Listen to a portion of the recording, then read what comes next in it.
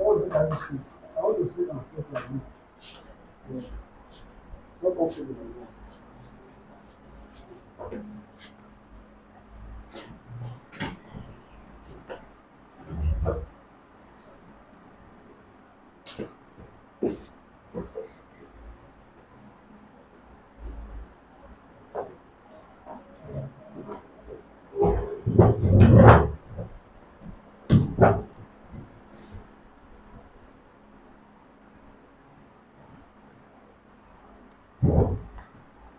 Then, are you getting anything from the doctor?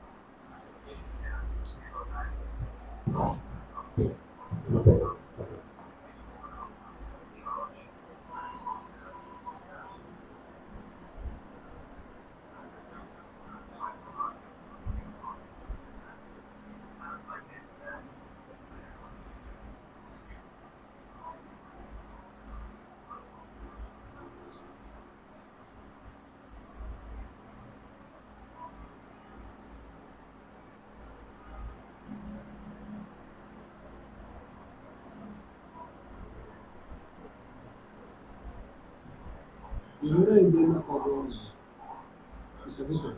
Yeah. No, there is a lot of Yes, yes. you know that. No, this one is wrong. This is Asian. Let's get it.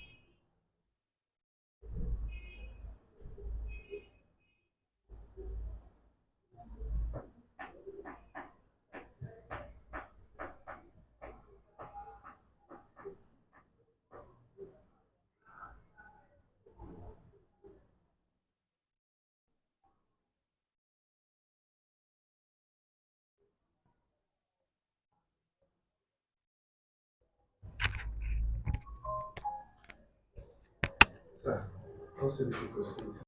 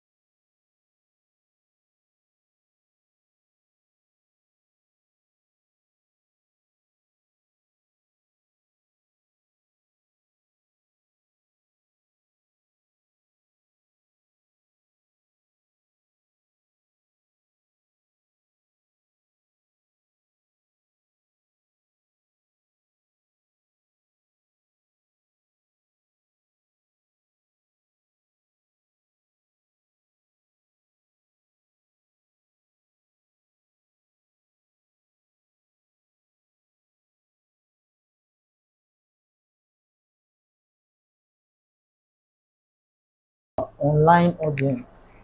Hope we all had a very lovely weekend. I believe we all did. So okay, someone is just coming in now. So this is week 3 of our Pinnacle Brainiacs Academy Cohort 1, and it's been amazing so far. Last week we talked about um, all right. I'm sorry for the disruption. Last week we talked about a lot of things. Okay. We talked about a lot of things, and one of the things I remember we spoke about, literally we were talking about um, staffing and strategizing for our business. And on Thursday, if I can remember very clearly, we talked about networking, and it was a very amazing session. We talked about networking. Mr. Israel is not around. He actually gave us a download, and he did justice from his own end. Then Mr. Apostle is also not around for some reasons. We also talked about networking and the impact of networking, not just in business, but general social interaction and general um, um, social welfare for every individual. It's very important. But much more important, tailoring it down or niching it down to entrepreneurship. We cannot underemphasize or even overemphasize the need of networking. And these things we are talking about in this class and in this academy, they are basically just introduction.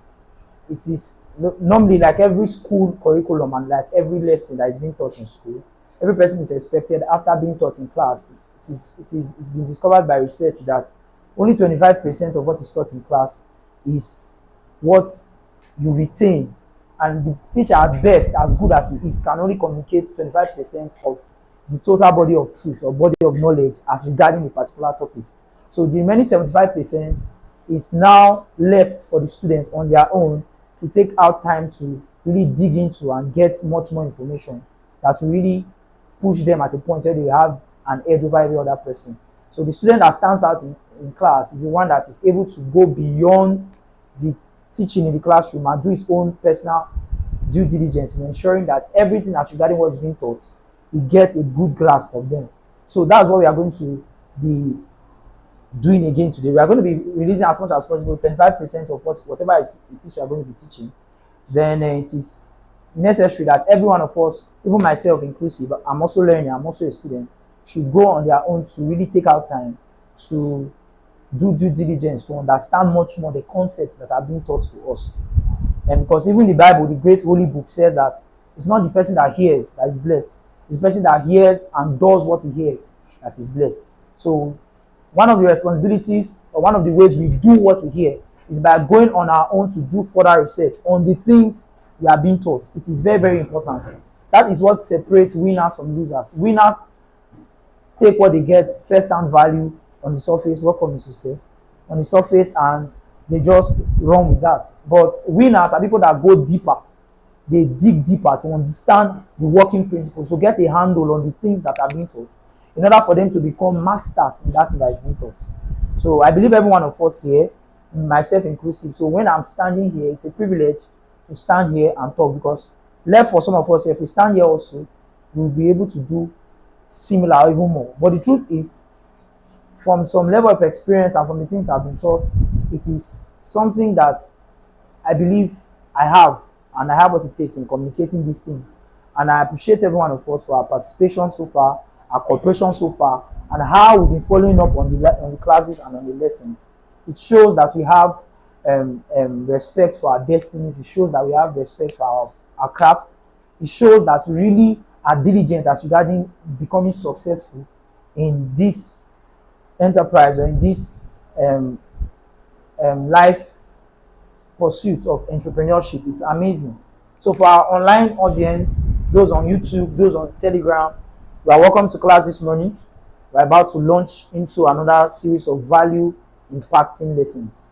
And we hope that at the end of this academy, at the end of this cohort, by December, we would have become much more better, 100 times better than we were before we started.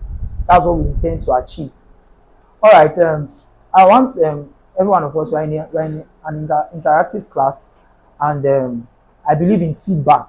Teaching is not about, or classes like this, discussion groups like this, lessons like this, academies like this, the best way we grow, the best way we learn is for us to share ideas and to interact with one another. So, as an entrepreneur, something you do full time, or even if you are doing it as a side hustle, you have a 9 to 5. But making success in entrepreneurship requires consistent research, consistent study, consistent checking, consistent studying of the things that are very important for the entrepreneur. So you can't say you're an entrepreneur throughout one full day. You do not study anything regarding entrepreneurship. You do not study anything about business. You do not check anything as regards what is the current trend in the entrepreneurial space. You are not ready yet. So entrepreneurs are constant. Every day we are hitting it. Every day we are checking. Every day we are researching. Every day we are delving deeper to understand how things work and how we can implement them in our own context. So many of us, at least all of us here, we had, I believe, let me assume we had a very lovely weekend, or the weekend was restful, we went to church, we did one thing or the other, but inside of all these things, we studied, we researched for our business, we checked what is currently happening. So can anybody just share briefly with us the things you saw, the things you learned, the things you saw maybe on Instagram, on Facebook, on YouTube, or through ChatGPT, whatever it is, whatever media you used to really get value, something you feel can be of benefit to every one of us here as regards entrepreneurship, as regards business.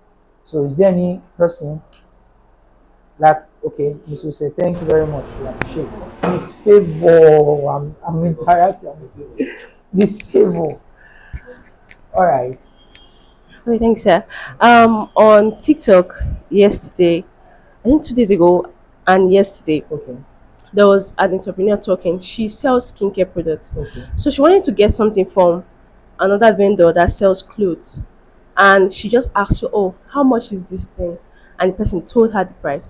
Then I think she forgot to do something, so she left the conversation and went to do whatever she wanted to do. She came back, and she found out that the person had a physical store. She wanted to buy from the person. Asked me, I would love to come to your physical store. The person was so rude to her that she was silly for leaving her on red and going to attend to other things, and it was not her fault. So she was trying to explain to the vendor, and the vendor blocked her. So she came online. She was talking about it. Was like, if you have a page or a business owner, you should be nice to your customers. Be kind, talk to them in love, because some of them, they don't just leave you on red. Some of them on purpose. They might have something else they are doing. And she was coming to pay for the items, so she found on that vendor that was really nice in her communication, and she bought things over 200,000 naira from that vendor. And because she was talking about it, and she said, "Oh, I got from this person," because she was nice, other people went to buy from that same vendor. So I just learned that in business, you should not overlook. You should not look down on people. Yeah. You should be nice and try to communicate Yeah. perfectly with your customers. Thank you very much. That is very, very profound.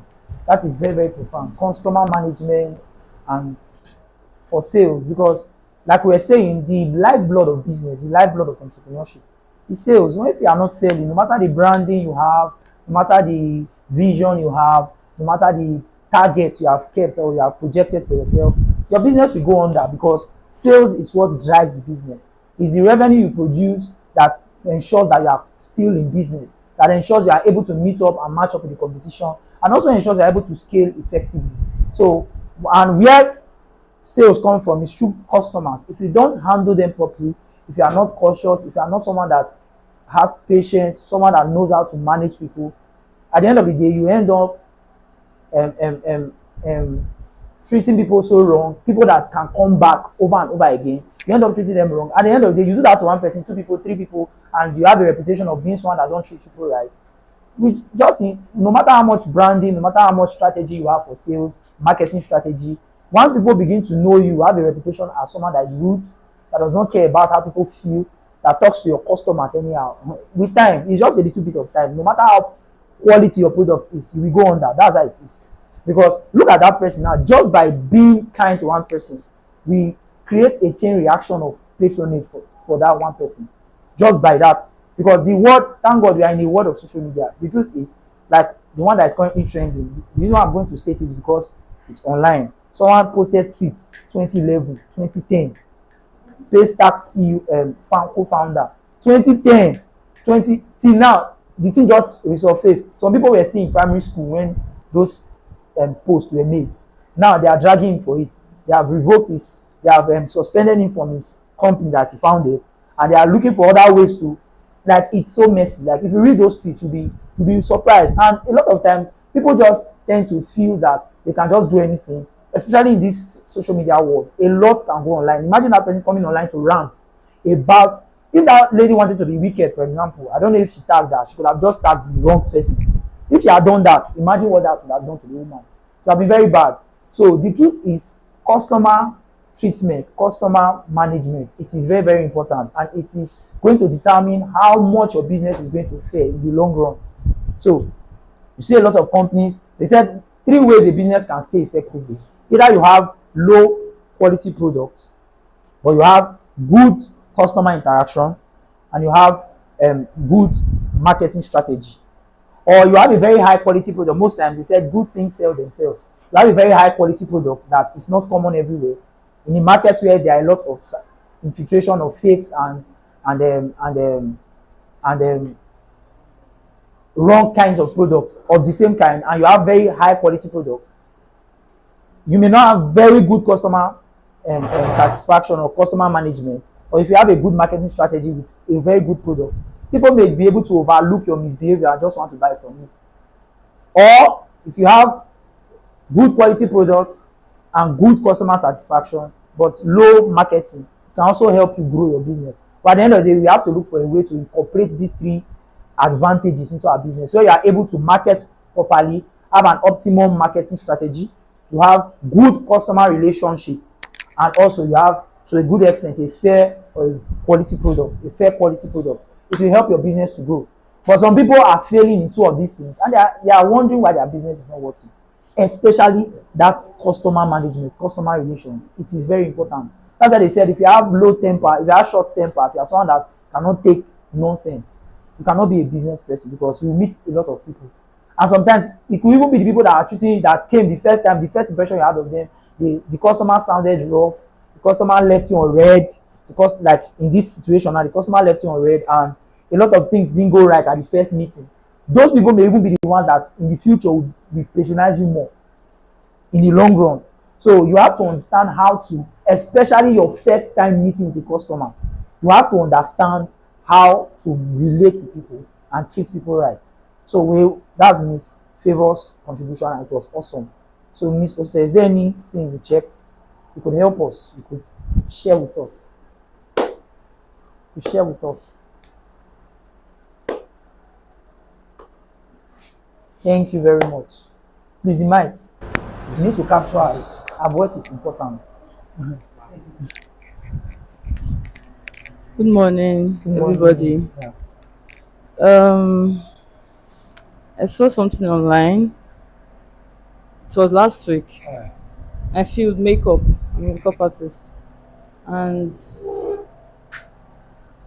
a client went online Okay. and was dragging a makeup artist that the makeup artist did not do the job. She paid for normal, like, working shoot, like shoot makeup. She didn't pay for a bridal shoot. So she just entered her studio. I was like, I need something light, just something light. She said no problem. She did the makeup, and later on she was like, I don't know if you can just make it a bit bold. Today is my wedding. And the makeup artist was like, your wedding? Why didn't you specify something like that? You should have, like, said something like, today is your wedding, so I would know what to do, and it's not even the same amount. She said, it doesn't matter now, you've done it already. Just, makeup artist said no, she cannot, that you have to pay.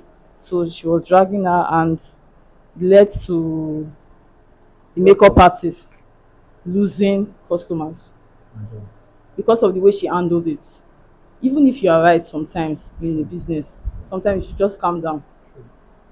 Maybe as she just like posted it on her social media, she just called her like, Mama, no vex, bring them down. You understand? True. So that was what I learned. Thank you very much. Thank you very much. So it all still boils down to customer relationship. customer relationship, that word, the customer is always right most of the times. 80% of the times, you have to adopt that method. Not necessarily because you may not be right as the vendor, as the person, as the entrepreneur, as the person offering the service or providing the goods, but just because you know, especially in our social media world, how people can be. People could be very funny. People could be a lot. People could be a lot. And the truth is, a lot of people already have biases towards, like negative biases towards specific people. For example, makeup artists, they charge too much. They just have that bias in their head. And they will not even want to know the other side of the story. All their own is, now so they always be. So they'll go and be dragging you. They'll be tagging you negatively and they'll drag you. So most of the times, you just have to lose some battles to win the war. So the aim, the goal is to win the war. The war is the long run. So sometimes you just have to forego some things, not because you are wrong or not because you cannot drag for your right, but because if you see the collateral damage and a lot of things that will follow after you're dragging your right, in the long run, to not affect your business positively. So you just have to let go. Sometimes you just have to accept that they will cheat you, because that is an obvious case of presumption. The person knew what she wanted, so just maybe she wants to cut down cost. She told her that, okay, do this thing, when she already knows that the way you do this makeup and the way you do a bridal makeup, they are not the same. So after you've done it, now say, okay, today's my just, why will you do that? It doesn't make sense. But the truth is, people already have a notion in their head and say, drag her. That's like it is. So sometimes you just have to lose some battles to win the war. It is very, very important. So I don't want us to waste much time. We are going to be delving into the subject matter for today. I want us to project. Okay.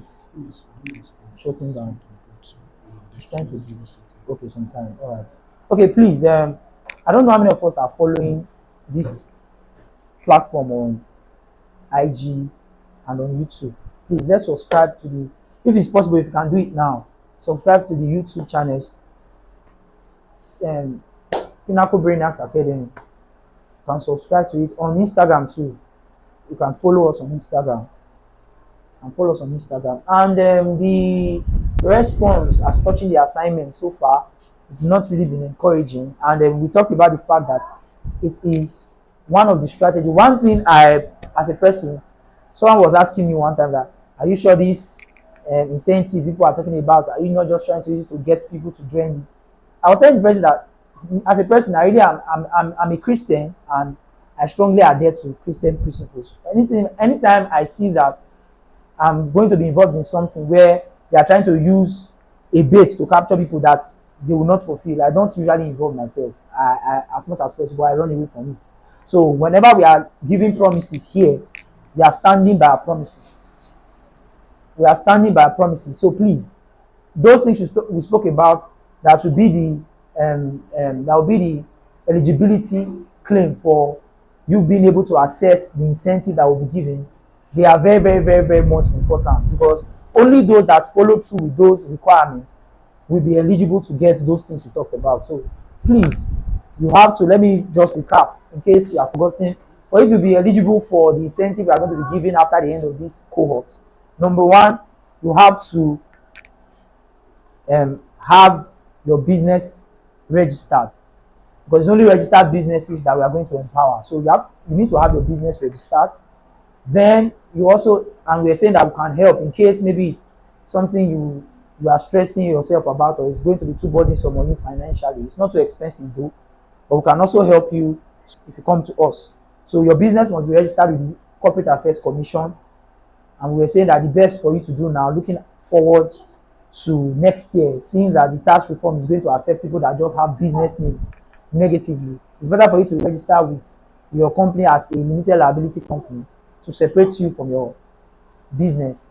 Your business becomes a separate legal entity, different from the rush applications and the other things that are coming between.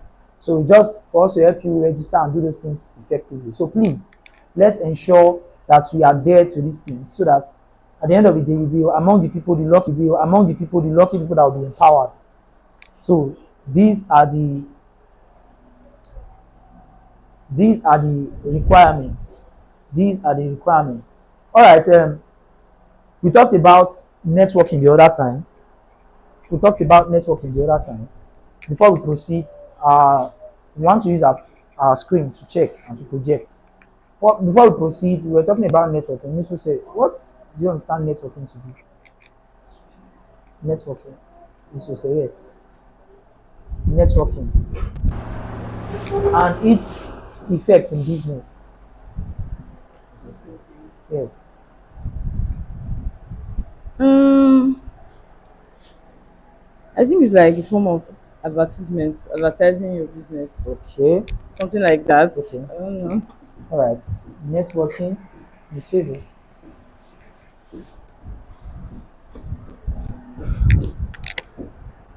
Networking is connecting with people. Connecting with people. Yes. Your phone. Let me use it. Like as a phone. business owner, when you know a lot of people, when you go out Okay. to meet people, talk about your product with people, you are getting more persons that are going to be interested in what you do. Yes. So you're just connecting with people. Okay. That's what networking is. Okay, basically, like what you said, you both gave two different aspects, but you are still in line. Networking is basically connecting with people, creating connections, basically creating relationships with people. That's what networking is. So if I say I want to network with Mr. Landon, networking is, no, I'm just giving an instance. If I say I want to intentionally network with Mr. Landon, what I mean is I want to create a relationship with him. I want to know him. I want us to be friends to some extent. And it's for a purpose. Every networking endeavor is for a purpose. If I say, I want to be Mama's friend, maybe I've seen a certain level of value that she has that I feel will be beneficial to me. I also have value that I feel will be beneficial to her. And I see a way in which our values align. I was okay, let's network. Because the truth is, no man is an island. Nobody can actually succeed on their own. That's how God created it. A lot of people think they can do it themselves. Even those that say, I built everything I have by myself. You needed people, you needed staff, you needed clients, you needed partners. Those people are there for you because of relationship. The best way to network with people, the best way to connect with people is coming from a place of relationship. Things we see as networking nowadays is just selfish. Everybody wants to get something from the next person, not necessarily asking what can I add to the person's life. So when we talk about networking, building networks, it involves creating relationships with people. Because the truth is, people respect relationship more than the value you give most times. People respect relationship more than the value. That's why a lot of times, a lot of the things we do is your family members that will carry more on their head. Why? Because of the relationship they have. So they are rooting for you consistently. An average person a stranger may just see and say, well, this person is doing this makeup nice. She dey try. But your family member, is when me I was growing up. Even if you barb bololo, your mother will praise you as if you are the finest boy in the world. My mom sometimes when she sees hair on my head, like, go and scrape everything. You are a fine boy like that. I say, I don't understand. You want use my back hair to be showing. Because of the relationship you have, she has come to love you. So even if you are selling poop, for example, she will still, as far as you are doing it, she want to put. Why? Because of relationship. A lot of us, there are specific people in our lives that helped us and has paved the way for us to follow currently in the things we are doing, and they were all built on relationship. So relationships are very important in business, very, very important. So no true entrepreneur has the mindset of I can do it by myself. And the best thing is collaboration will always trump competition. So every entrepreneur that wants to stand out always works with the collaborative mindset. In as much as there's competition in your field, as a realtor, there are a lot of competition. Real estate is so competitive, the market is saturated. But the best way to really make progress, for example, using my own field now, what I do as an example, is actually to collaborate. There's so much you can do on your own. So you have to look for people who are like-minded, driven with similar value and passion, and work with them to ensure that you are able to get to that destination you dream for yourself. So networking is very important. Networking is very important. And we're talking about the various types of networking. We said the first type is the vertical networking. Vertical in this sense is someone that is higher than you. Vertical networking. We have the vertical networking, we have the horizontal networking. Vertically, people you look up to and people who are under you. So people you look up to include mentors, trailblazers in your field that have achieved things you are aiming to achieve. You network with those people, mentors, role models. You reach out to them, create value, make sure that one way or the other you are able to get to them. And one advice, one recommendation from those kind of people can open you up to a whole lot of possibilities that you may not have been able to get on your own for 10 years. Just one referral. Imagine someone like me now, Dangote is in my network. Some time ago, when Obi Kubana did his birthday, and someone gifted him 100 million naira, and people were like, this person now will not give his family member. Me, at a point, I was in that school of thought. If they come and ask you for 10 million, now your brother asks you, or your distant relation asks you for 1 million naira, you tell the person you don't have, and you are giving someone that doesn't even need your money in the sense that amount of money. Why will you be wasting it? Why will you be like that? Africans, yeah. Until a point, I studied a book and I began to realize that true, most of these big people we see, they really don't have people that give to them, because everybody just assumes that. For example, now looking at our boss now, the CEO of this, everybody just assumes that he's the boss now. He has estate, he has money, and he really doesn't need anything from me. But some people have come to realize that the truth is, basic human psychology, basic human nature is that anybody you give something to, one way or the other, consciously or subconsciously or unconsciously, is always indebted to you. It's always indebted to you. And it's more seen in men, actually. It's more seen in men. You see a guy, someone just comes to you and say, I need small money, you just give the person 2,000 naira. That 2,000 naira, you may just feel is not be 2K. So that person, and the person is indebted to you. That 2,000 naira may be the reason why the person can give you 100 million naira tomorrow.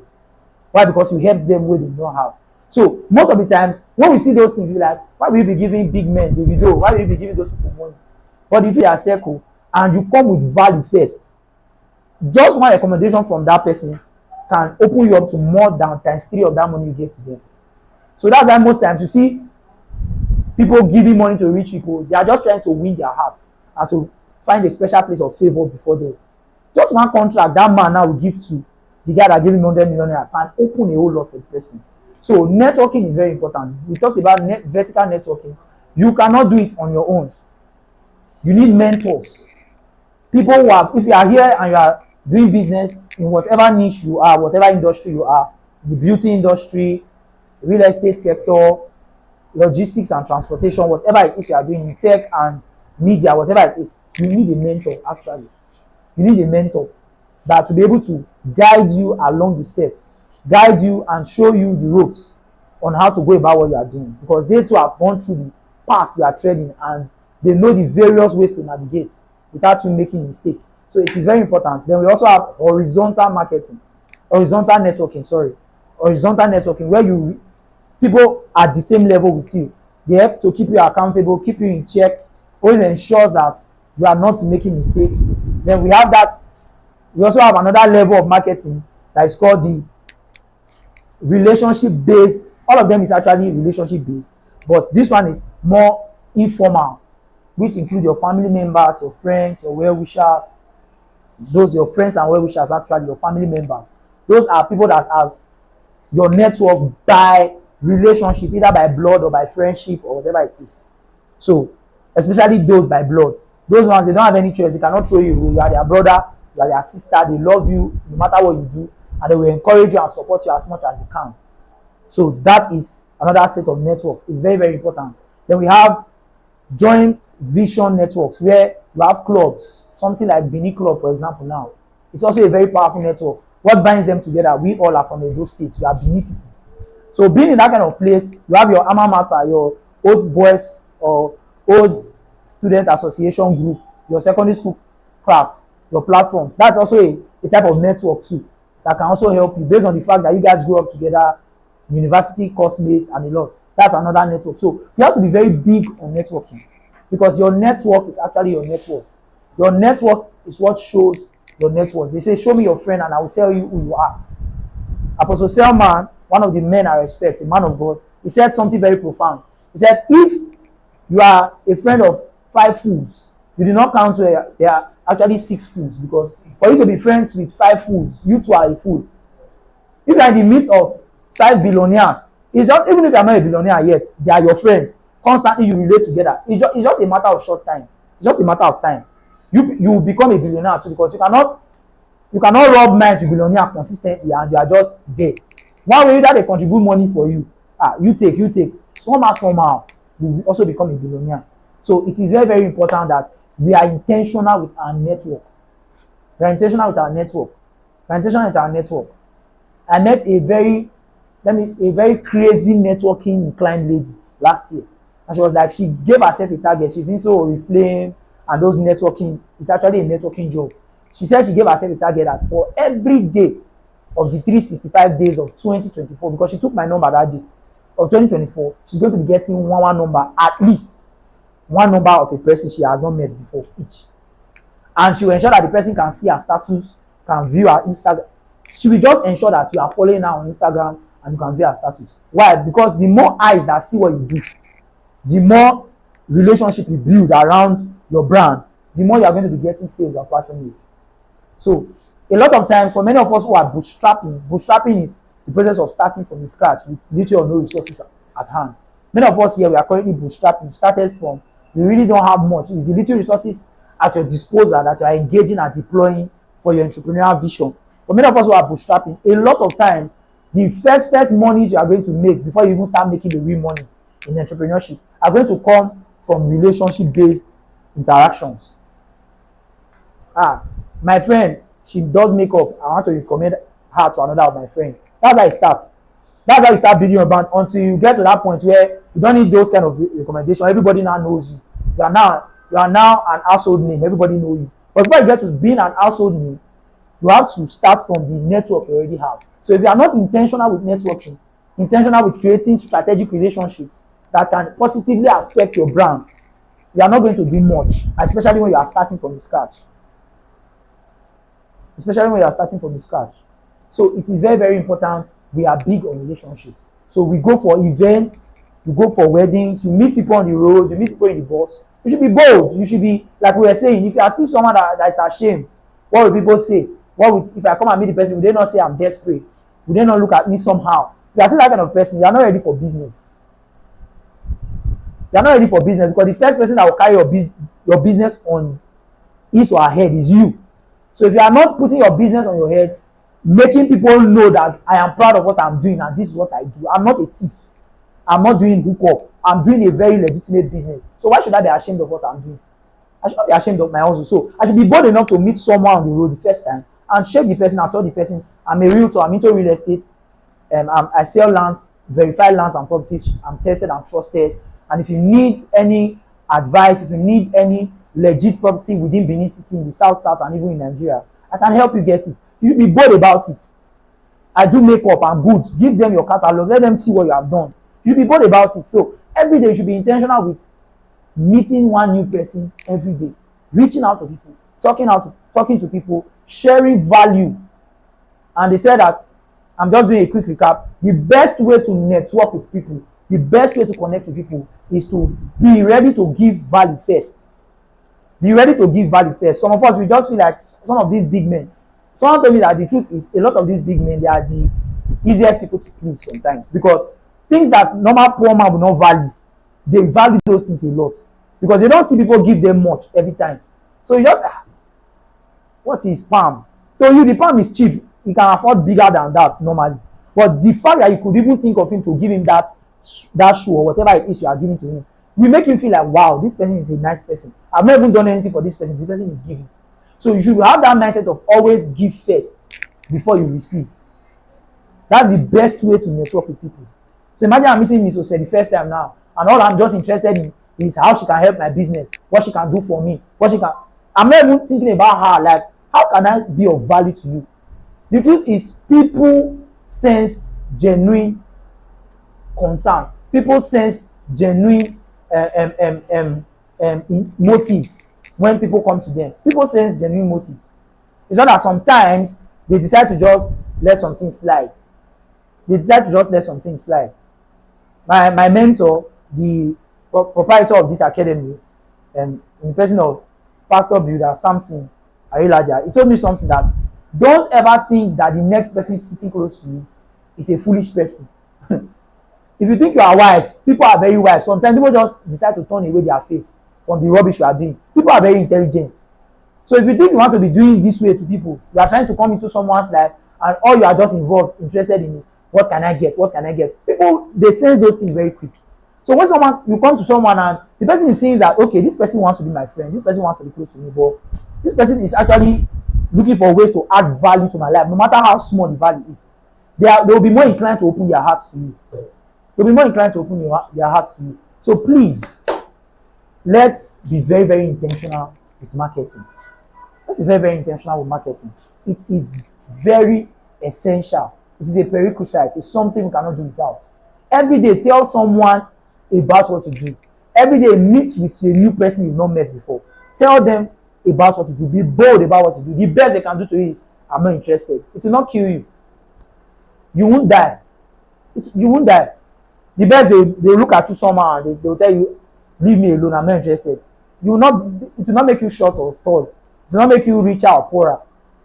It's just one of those things we find in entrepreneurship. So please, let's be bold to reach out to new people, connect with people, interact with people. Interact with people. A lot of these bloggers you see on social media that are doing a whole lot. The reason why most of them have massive following is that if you look at them, there's something Eric Google, I don't know how many of us know Eric Google is doing recently. He goes on live calls and people join him. And most times when he's done with the calls, he will post the calls. And you see how people are relating with what he's doing on those calls. Why? Because the truth is, people just want people that speak their language. So not everybody can go and be doing podcasts or be creating content. But once people begin to see that what you are doing resonates perfectly with what they like, they begin to connect it. They feel as if, okay, we are one. So people will value a vision that is shared, even if they are not actively participating in it, much more than visions that are just intelligent, but they cannot relate to them. That's how it works. So it is very, very important. There's another guy now in Akwa Ibom State, Aquaman. He talks about afang soup and a lot of things. The guy is a very funny guy. If you see the way the guy's following exploded recently, like the guy has grown. One of the ways he does things that everybody can relate to, things that make sense. So every point in time, and the truth is that is on his mass networking. Mass networking. Someone like that comes tomorrow and say, I'm opening a restaurant where they say afang soup. Everybody will want to buy from me. Everybody will want to connect with him because he has already created himself. He has networked with people that have similar interests in that area, in that regard. So you will not doubt that Aquaman, they open afang spot, Jesus, I must buy it. So people can travel from one place to that place to buy it, just to feel that we belong to each other. It is us. It is our thing. So we should always connect with people. Always connect with people. And please, let's not ever look down on anyone. Sometimes the people that will shift your life, the people that will shift your business to the next level, are people that may not even look like it. They may not look like it. The person may not directly meet with you. The person may not directly talk to you. There was a sermon I listened to last year, The Ministry of Destiny Helpers, by the same Apostle Joel Selman. And he was talking about the fact that sometimes it's not even the people that you want to meet that will even give you what you want. It may be the people you really don't even think they can even help you. You just meet a gate man on the road and the gate man looks started, he looks somehow, you talk to him anyhow. You don't talk to him anyhow. Because talking to him, at the end of the day, he may just be the one that has the number of the person you want to meet and he can send the number to you because of relationship. So we have to be, as much as possible, accommodating and respect people irrespective of their status or how we perceive them to be. It is very, very important. So we are going to be delving deeply into our our topic of discourse today, and we are going to be looking at introduction to business documentation, records, and financial control. This is that's what we call business inventory. This is a very core part of business that anyone that wants to know how to or want to be able to effectively track their business and see what should be done and what should not be done, to get proper evaluation of their progress, their weak spots, get proper SWOT analysis, your strength, your weakness, and every other thing that is needed for your business to go up and increase. You cannot take them out. Business documentation, recording of your information and the various things that happen within your business, and financial control. Without wasting time, I just want us to. Alright, so meaning of business documentation. So we are defining terms. Business documentation refers to the systematic recording, organizing, storing, controlling of information. Okay, sorry. It said business documentation refers to the systematic recording, organizing, storing, and controlling of information, activities, and transactions that occur within a business. That was defined by Oluwasegun 2020. Again, I say business documentation refers to the systematic recording, organizing, storing, and controlling of information, activities, and transactions that occur within a business. That was defined by Oluwasegun in 2020. To simplify it in simple terms, it is the act of putting every business activity in writing, from sales to expenses to employee records, agreements, payments, contracts, plans, audits, to internal communications.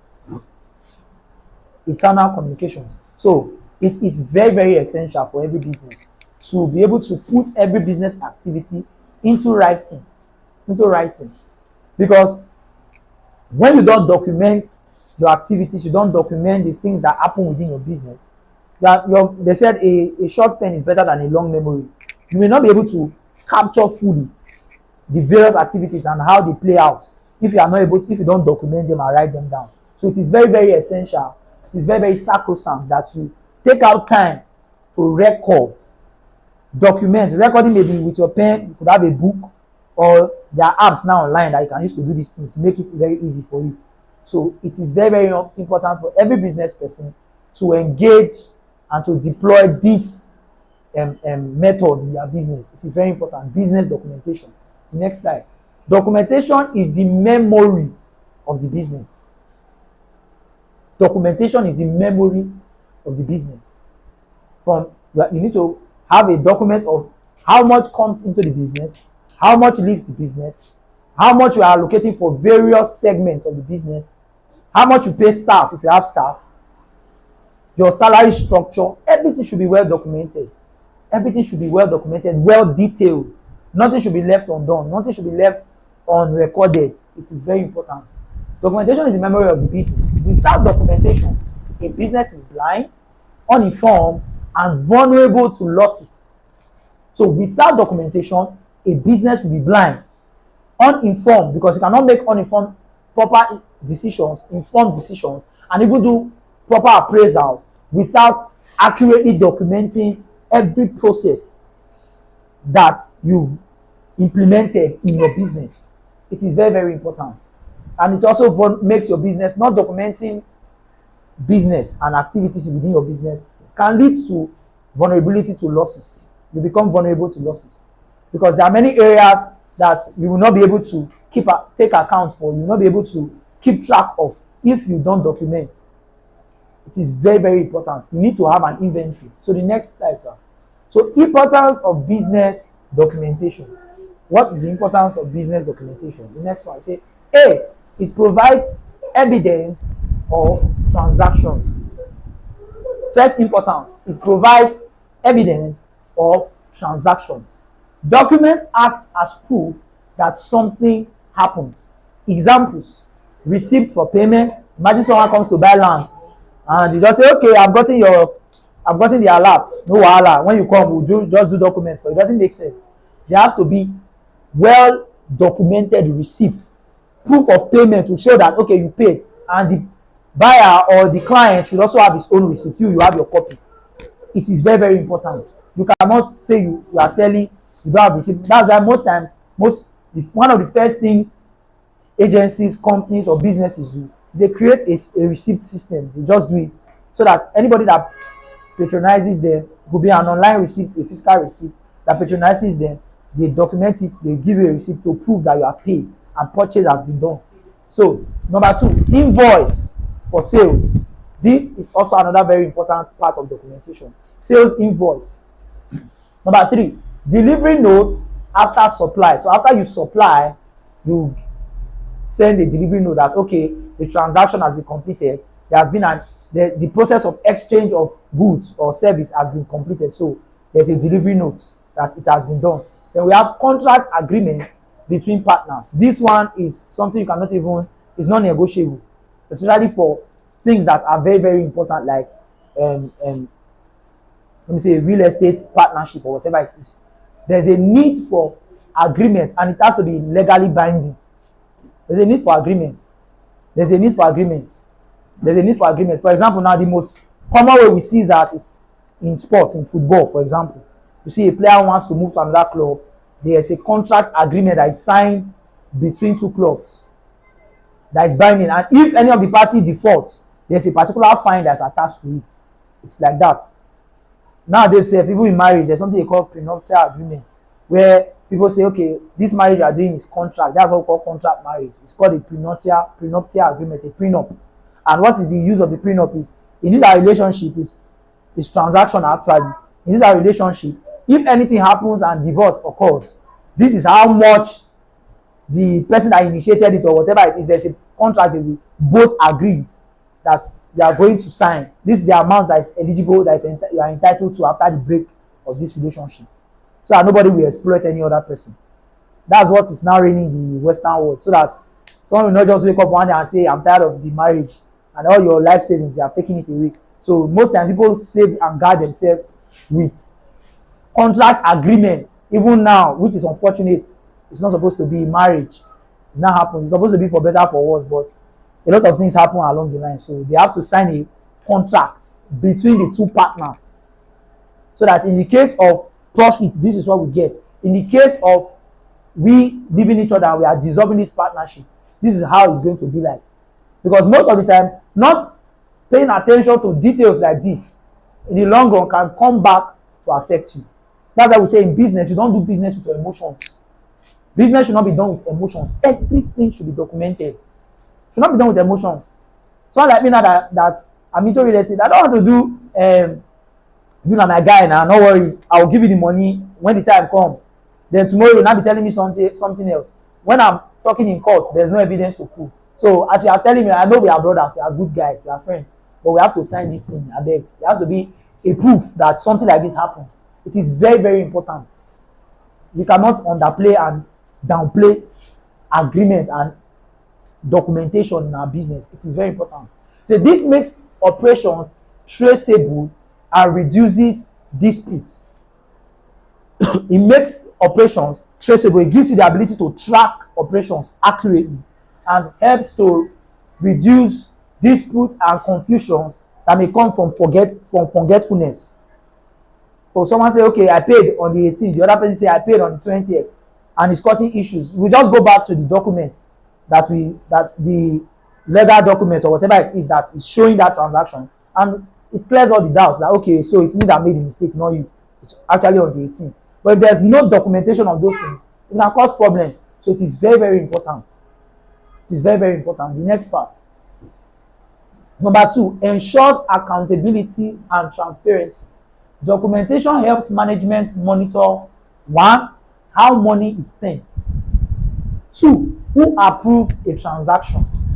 3, who performed a task. And lastly, whether procedures were followed or not. So it gives us the ability to track. So the primary purpose for documentation is for proper tracking, appraisal, and for strategy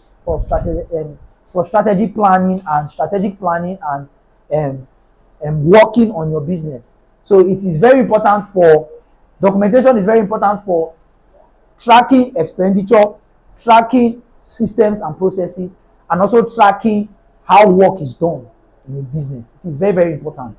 So it helps us to understand and to track accurately how the money is spent, where you are putting the money, what the money is doing, the returns that you are getting from the money you are spending. It gives you the ability to track accurately. It also helps you to understand and to see who approved the transaction in case of something coming up.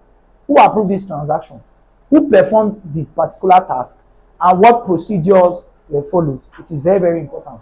So this prevents corruption, fraud, and mismanagement. This prevents corruption, fraud, and mismanagement of business resources. So please, this is very important. And a lot of times we come to realize that 80% of times entrepreneurs track and record activities of employees and clients, but they don't even track their own activities in the business. And that becomes a loophole through which losses begin to come. So every single one of us, primarily, like what I say, in business, the moment you start shifting possibilities and everything to another person, you are already wrong. You are already in the wrong.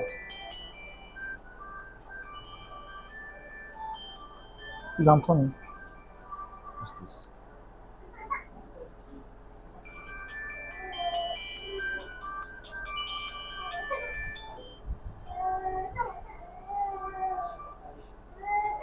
All right, I'm sorry for that.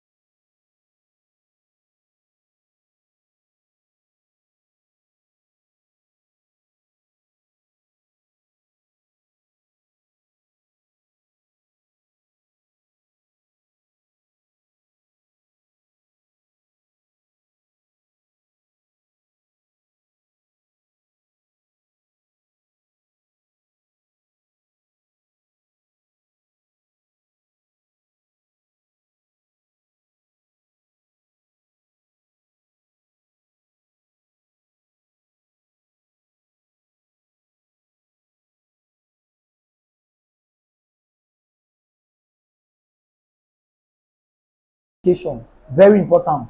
Number 2, attendance registers. So when employees come to work, they clock in for the day. That attendance registers shows the time they come and the time they leave.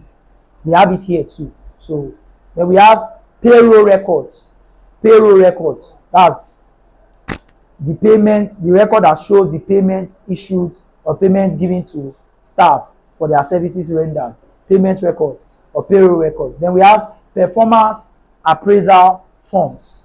Then we have employment contracts. So we also have employment contracts. These are parts of human resource documents. Then we have legal documentation. Legal documents. These are used for compliance and protection. Example, contract and agreements. They help to protect you from legal actions that may negatively affect you in the long run. So we have contracts and agreements. We have business registration certificate like the CAC. So you are doing business, someone can just take you up and say, you are doing business, you don't register your name, you are not registered with CAC. Your business name, no matter how much money you made with it, someone can just go take that name with malicious intent and go and register with CAC. You become illegal, and it's your business. You have been doing that business for 5 years with that sweet name you have been using. But because you have not registered it, the other person has registered, they take it to court. Court does not care whether you have done it for 10 years. Did you register the business or not? You did not register the business. This person is your enemy, wants to bring your business down. He took your name and went to register that your name as his own business name. The person that did it, whether with good intention or not, the law does not have emotion. Is the one that has the business. You are an impostor, so you may go in for it. So the best way we protect ourselves from legal actions are by legal documentation. So we have contracts and agreements. You are coming into a partnership with someone. You want to, for example, now you want to buy a property. You want to do crowdfunding. You want to buy a property. So the property is 20 million naira, and you reached out to someone and say, okay, let's partner and get this property. So you develop it a little and sell it for 70 million naira. The person comes to you, partners with you, and in the process, there have to be systematic documentation, legal documentation that shows what every person is entitled to, the amount they are contributing into the partnership. So that at the end of the day, nobody will sabotage you. See, the truth is, never come to a point where you trust people and don't follow due process. Never do that in your business, especially with your business. I've met situations where two best friends, one person was the one that had the idea of the business. Best friends, literally always working together, doing things together. The other person was like, this is your business you are doing. I love it, so I want to partner with you. Let me just be undercover, be doing it. You are the face of the business, it's your business. I will partner. If you need to run for grants, I will help. The person also has some level of connection. And the person say, okay, you are my friend. There was no legal documentation. The person that was not the partner in going to register the business in CAC went behind the other person's back and registered it without even adding the person's name to it. Now me get business. So you say you want partner with me. I can't say, okay, go and help me register it. You say you know how to do registration. You went to register. You that is partnering with me that own the business. You went behind my back and registered the business with CAC. You did not even add my name. At the end of the day, situations came up. Legally, the owner of the business was relieved of their position, and the person that was supposed to partner low-key became the owner of the business. And what was the basis of the partnership? Now, my guy, we are friends. We can't do that. So you have to be very strict when it comes to legal documentation. These are one of the most important documents for a business because they help to protect you from all forms of legal actions that will be taken against you. So we have licenses and permits. For example, now, if you are a medical practitioner, you are a pharmacist, you are a medical doctor, a physiotherapist, you cannot practice, you are a lawyer, you cannot practice without your license, without your permit. There are a lot of things you cannot do. In construction, there's something we call permit. You want to start building a structure, you have to register the structure, register the thing you are doing with the Ministry of Housing, Ministry of Urban Development. You have to register those things. That's a license to show that, okay, you are. So whenever they come to your sites, when you are doing what you are doing, you give them that license. It covers you from any legal action they want to take against you.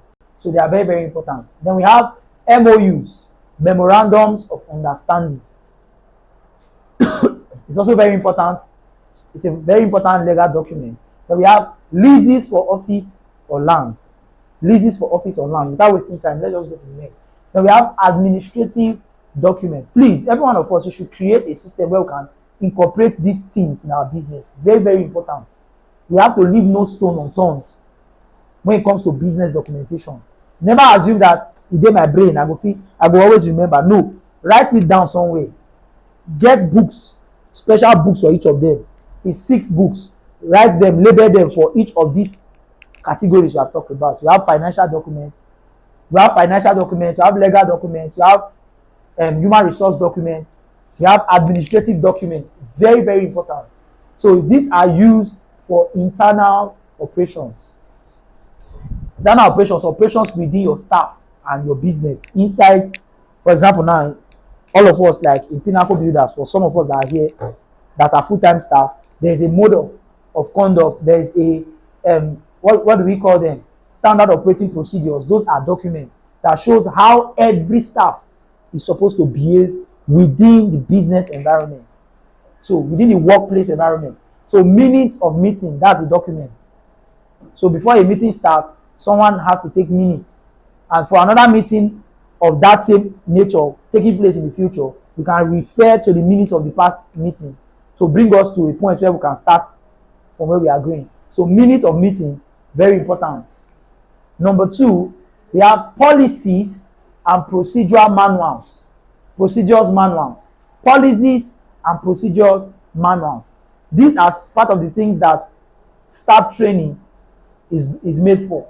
So you bring your staff, the new staff you are onboarding, you give them the policies of the business. These are the way we behave in this business. These are the things we do. These are the procedures we take. So we may have a competition and they are doing their own. We are doing similar things. They are doing their own this way.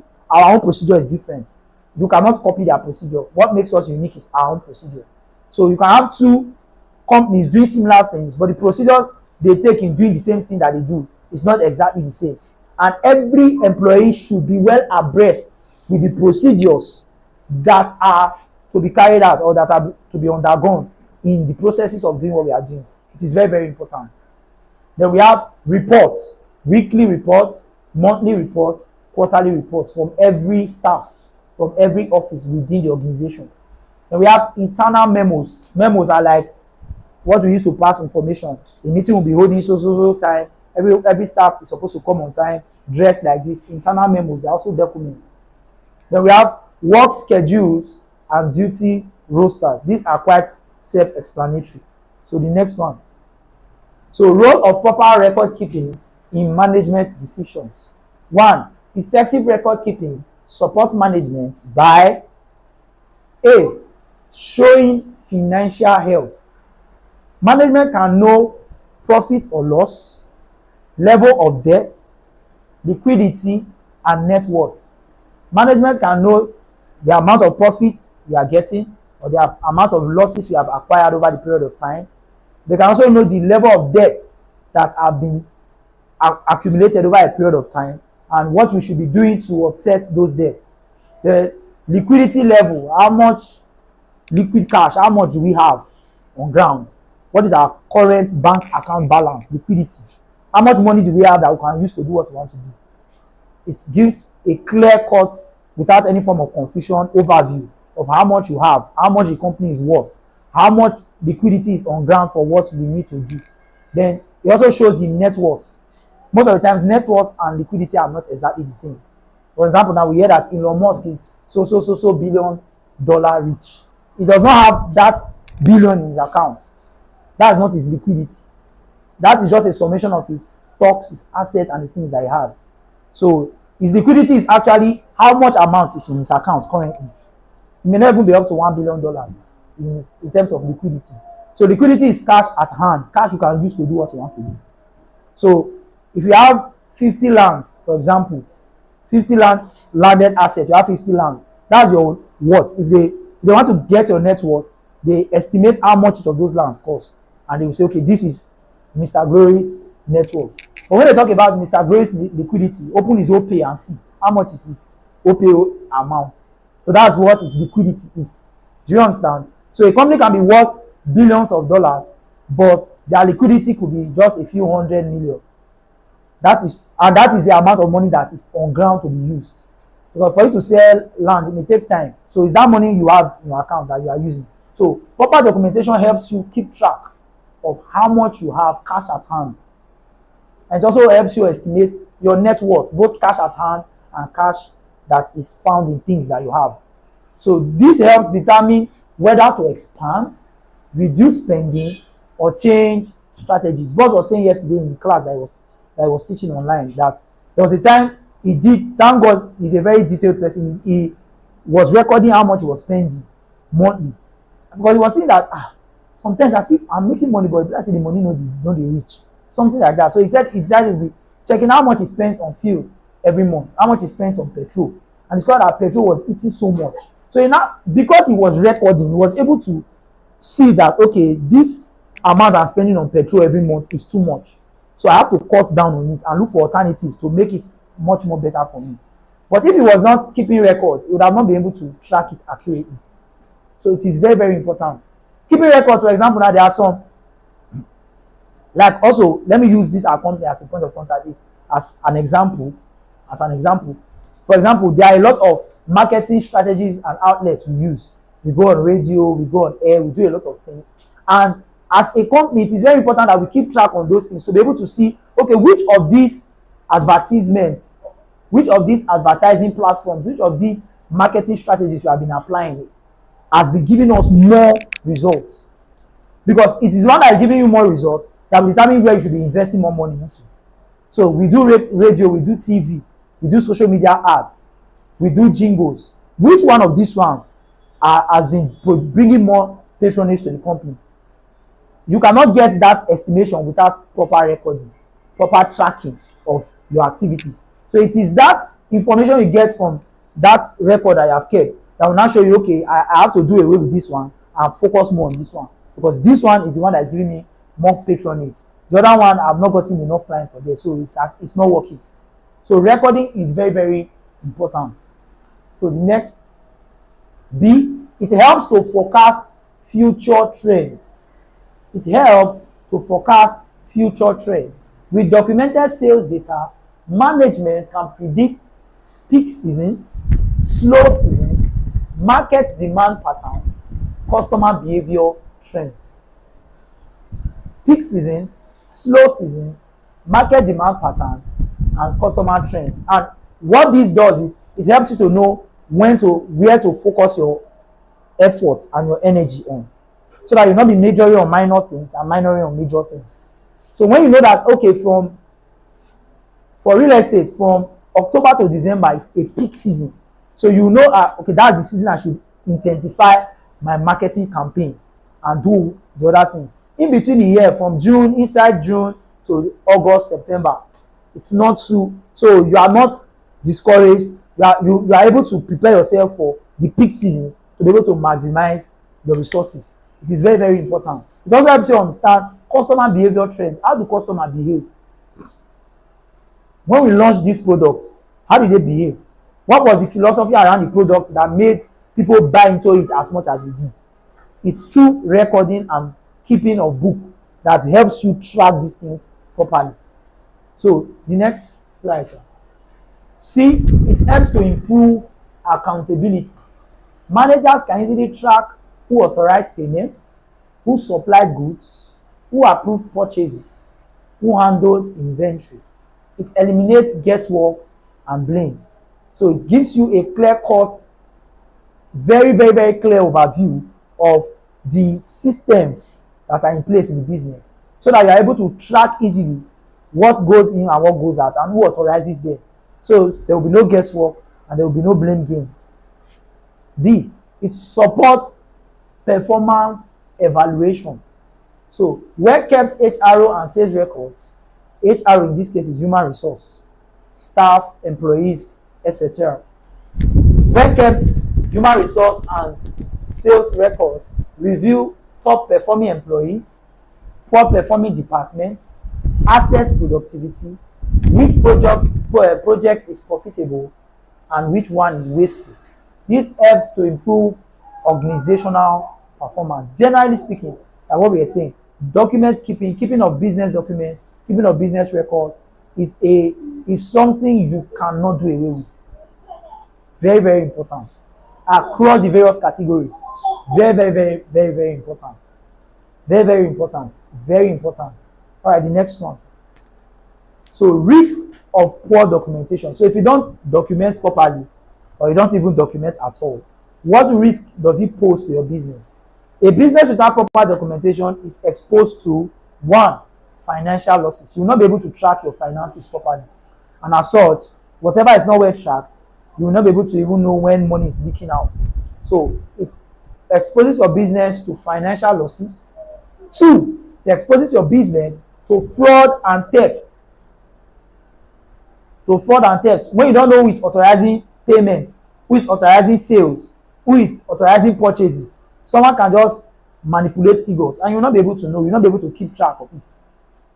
That's what happens most of the times. You will not be able to keep track of it. And 1,000 naira is missing today, 2,000 naira is missing today.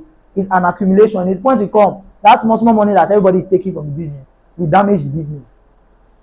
This person took 2,000 naira today, nobody noticed it. The other person, instead of writing 10,000, added extra 0, it became 100,000. It took 90,000, nobody noticed it.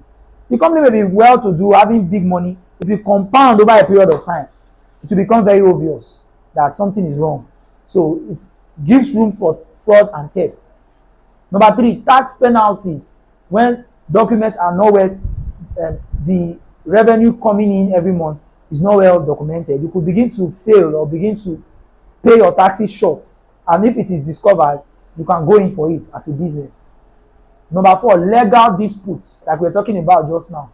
Legal disputes, you are entering into a partnership, whatever it is you are doing, there have to be proper legal documentation. If not, when the case arises in court, you'll be stranded. It is very important to pay due diligence in recording stuff and paying attention, especially to that legal part in your business. It is very, very important.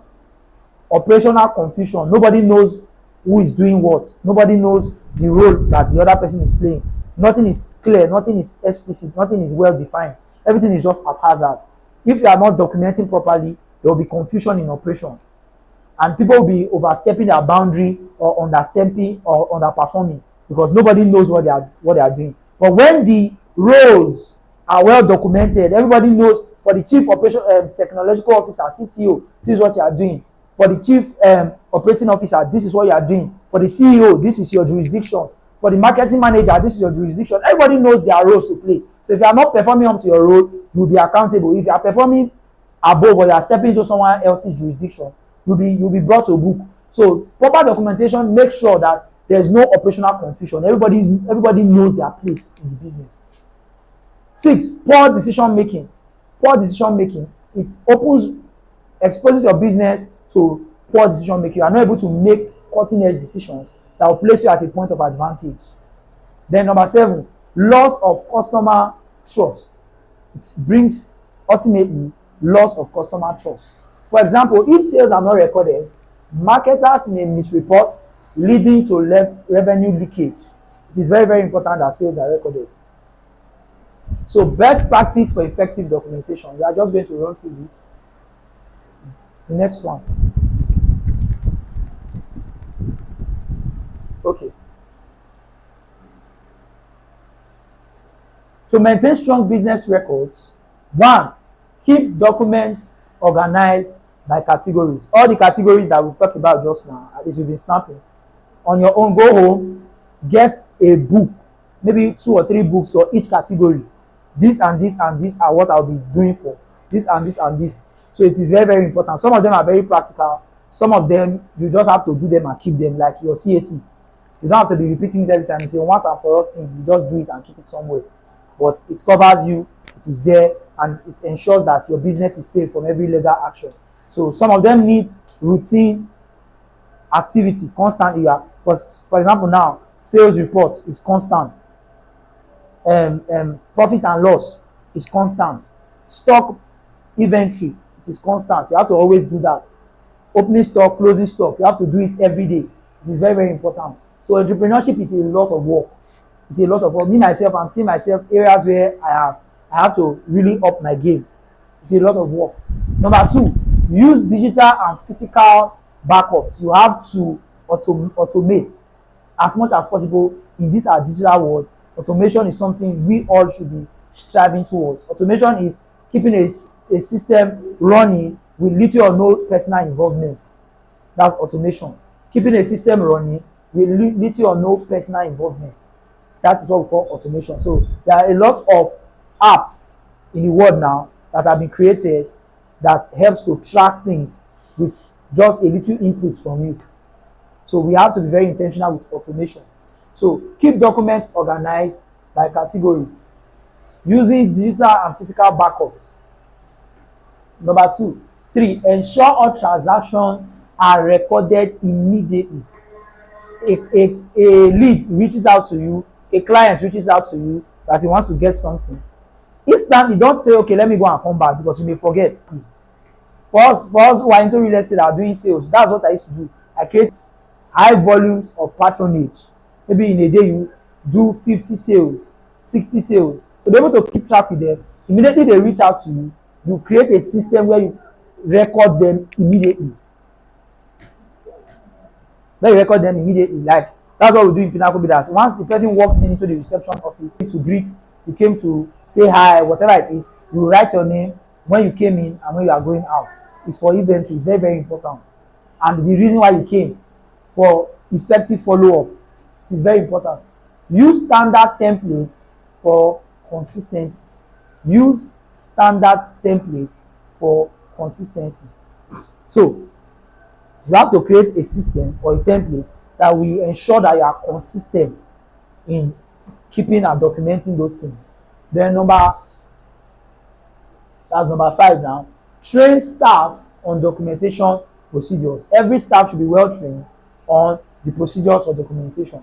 6. Keep confidential records secure. Some people even go as far as keeping their confidential records in the bank. They pay the bank and just drop it there for the sake of safety and security. So your confidential records should be well preserved and should be very exclusive. Only you should have access to them as much as possible. Then the last but not the least, review and update documents regularly. Review and update documents regularly. Alright, so summary of this class. Business documentation is the lifeline of business transparency, accountability, and growth. It enables evidence-based decision making, and ensures legal, financial, and operational compliance. The business documentation is the lifeline of business transparency, accountability, and growth.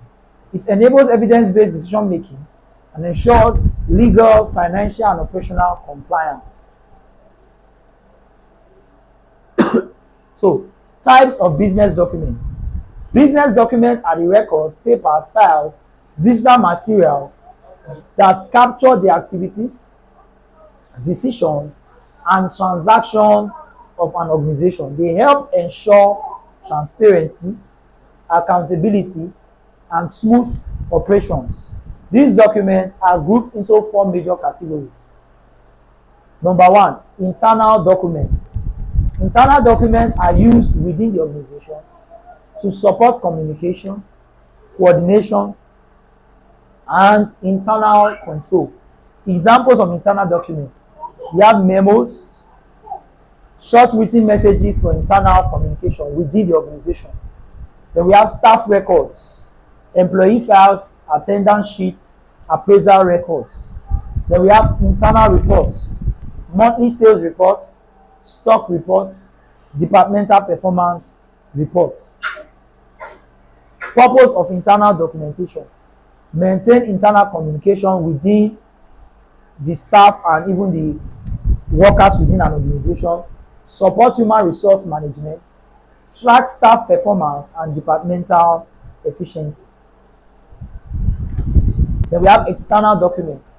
These are documents which are used when dealing with clients, suppliers, partners, government bodies, or external stakeholders. Examples of external documents are invoices, requests for payment for goods and services supplied, receipts, evidence that payment has been received, contracts and agreements, legal documents binding parties. Then we have official correspondence, letters, emails, proposals sent to clients or partners. How many of us know how to craft business proposals? Like, okay, Odogu now. How many of us know how to craft business proposals? Business, yeah, it's one of the things we are going to be learning. Business proposal. Because the truth is, there was a time I reached out to someone about a business idea I had, and the person was like, one of the reasons why the person is a no nonsense person. He told me that you are bringing such a brilliant idea, and you're just using mouth to tell me. I'm not partnering with you. He was like, something like this, you should have, even as much as you are going to be using word of mouth to talk to me, you should have created a well structured business proposal. So as you are telling me with mouth, you are following it up with the document file or the PDF. So as you are just saying it, sir, when the person clicks on that business and reads through, okay, this person is serious. Some people really value their time. I've met a lot of people that they value their time a lot. Jesus. That was when I began to realize that time is actually currency. Time is actually very valuable. People that are in the upper class, they don't joke, and very soon will be there. They don't joke with their time. So if they give you 2 minutes to talk to them, you should strike with that 2 minutes as if it's your whole life depends on it. Everything should be invested in it. So the thing was that it does not like working with unserious people. But the first proof of my unseriousness is that I'm talking to him, there's no business proposal out there. So can I not have a second chance? He said no. And I know that man has that reputation of being like that. So I've been trying to talk to him. He has just been like, I'm still trying to check if you are serious enough to make money in this life. That's what he's asking me. He said he's not interested in investing in someone that is not serious with his life. Ah, Jesus. I said, sir. He said, you have to prove. That one, the idea is brilliant. The way you talked about it, the procedure and the steps with which you want to go with the idea, they are awesome. But you not drop me any business plan. You are not serious. I was very pained. I was very, very, very pained. And it's not as if the person is wicked. That's how he behaves. That's how it's his own principle. And he's very strict with his principles. So it's very important that we know how to craft persuasive, highly compelling business plans. So that if you show it to an investor and they see it, they are wow, this is amazing. It's very, very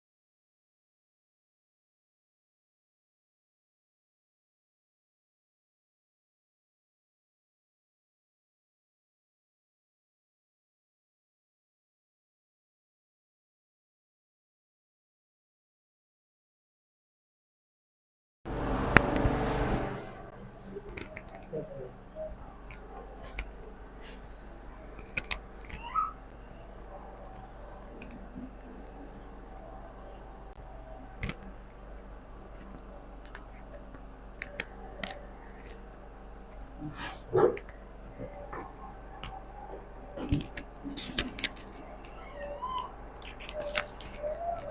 right.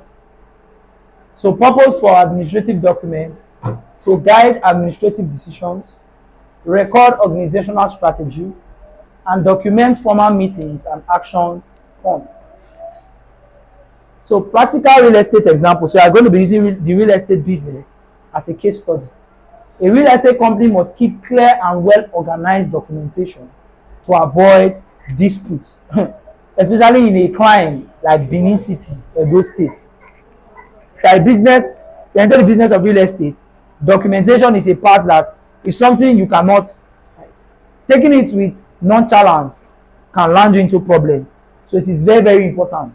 A real estate company must keep clear and well organized documentation to avoid disputes. Example, when selling land, the company records client payments, receipts issued, and payment posted in cash book. 2. Land purchase agreement, contract signed by both parties.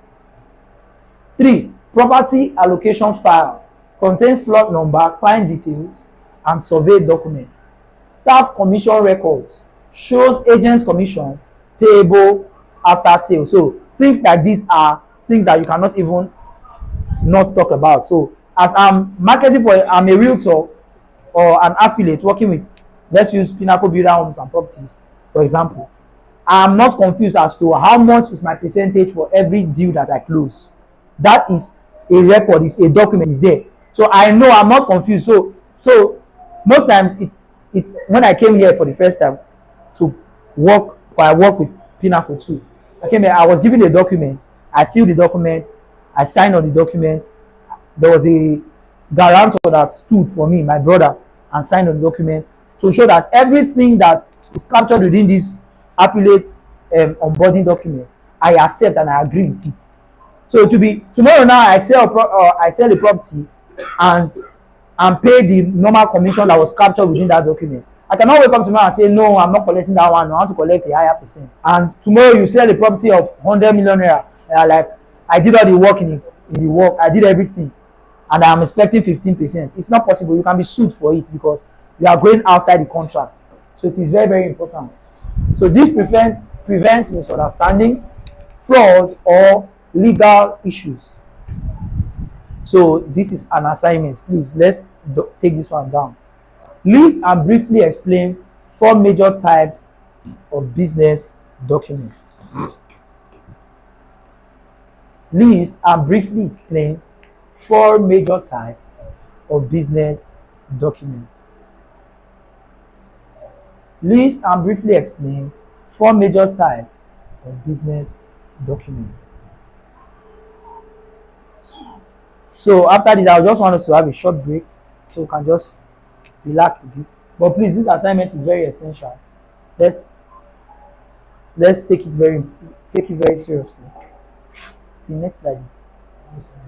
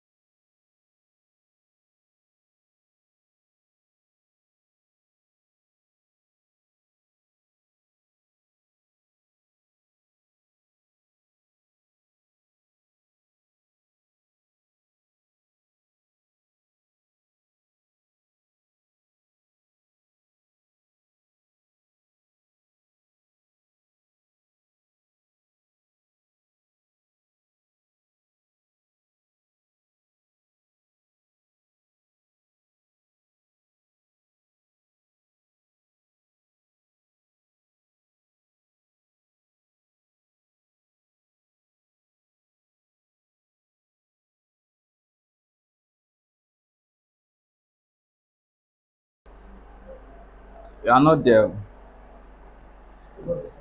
That's the only one you are. There are two. What's the Okay. You said? There are two of them. We just Uh, finished financial. where is Eugene? This one is just finished. Financial control and budget management.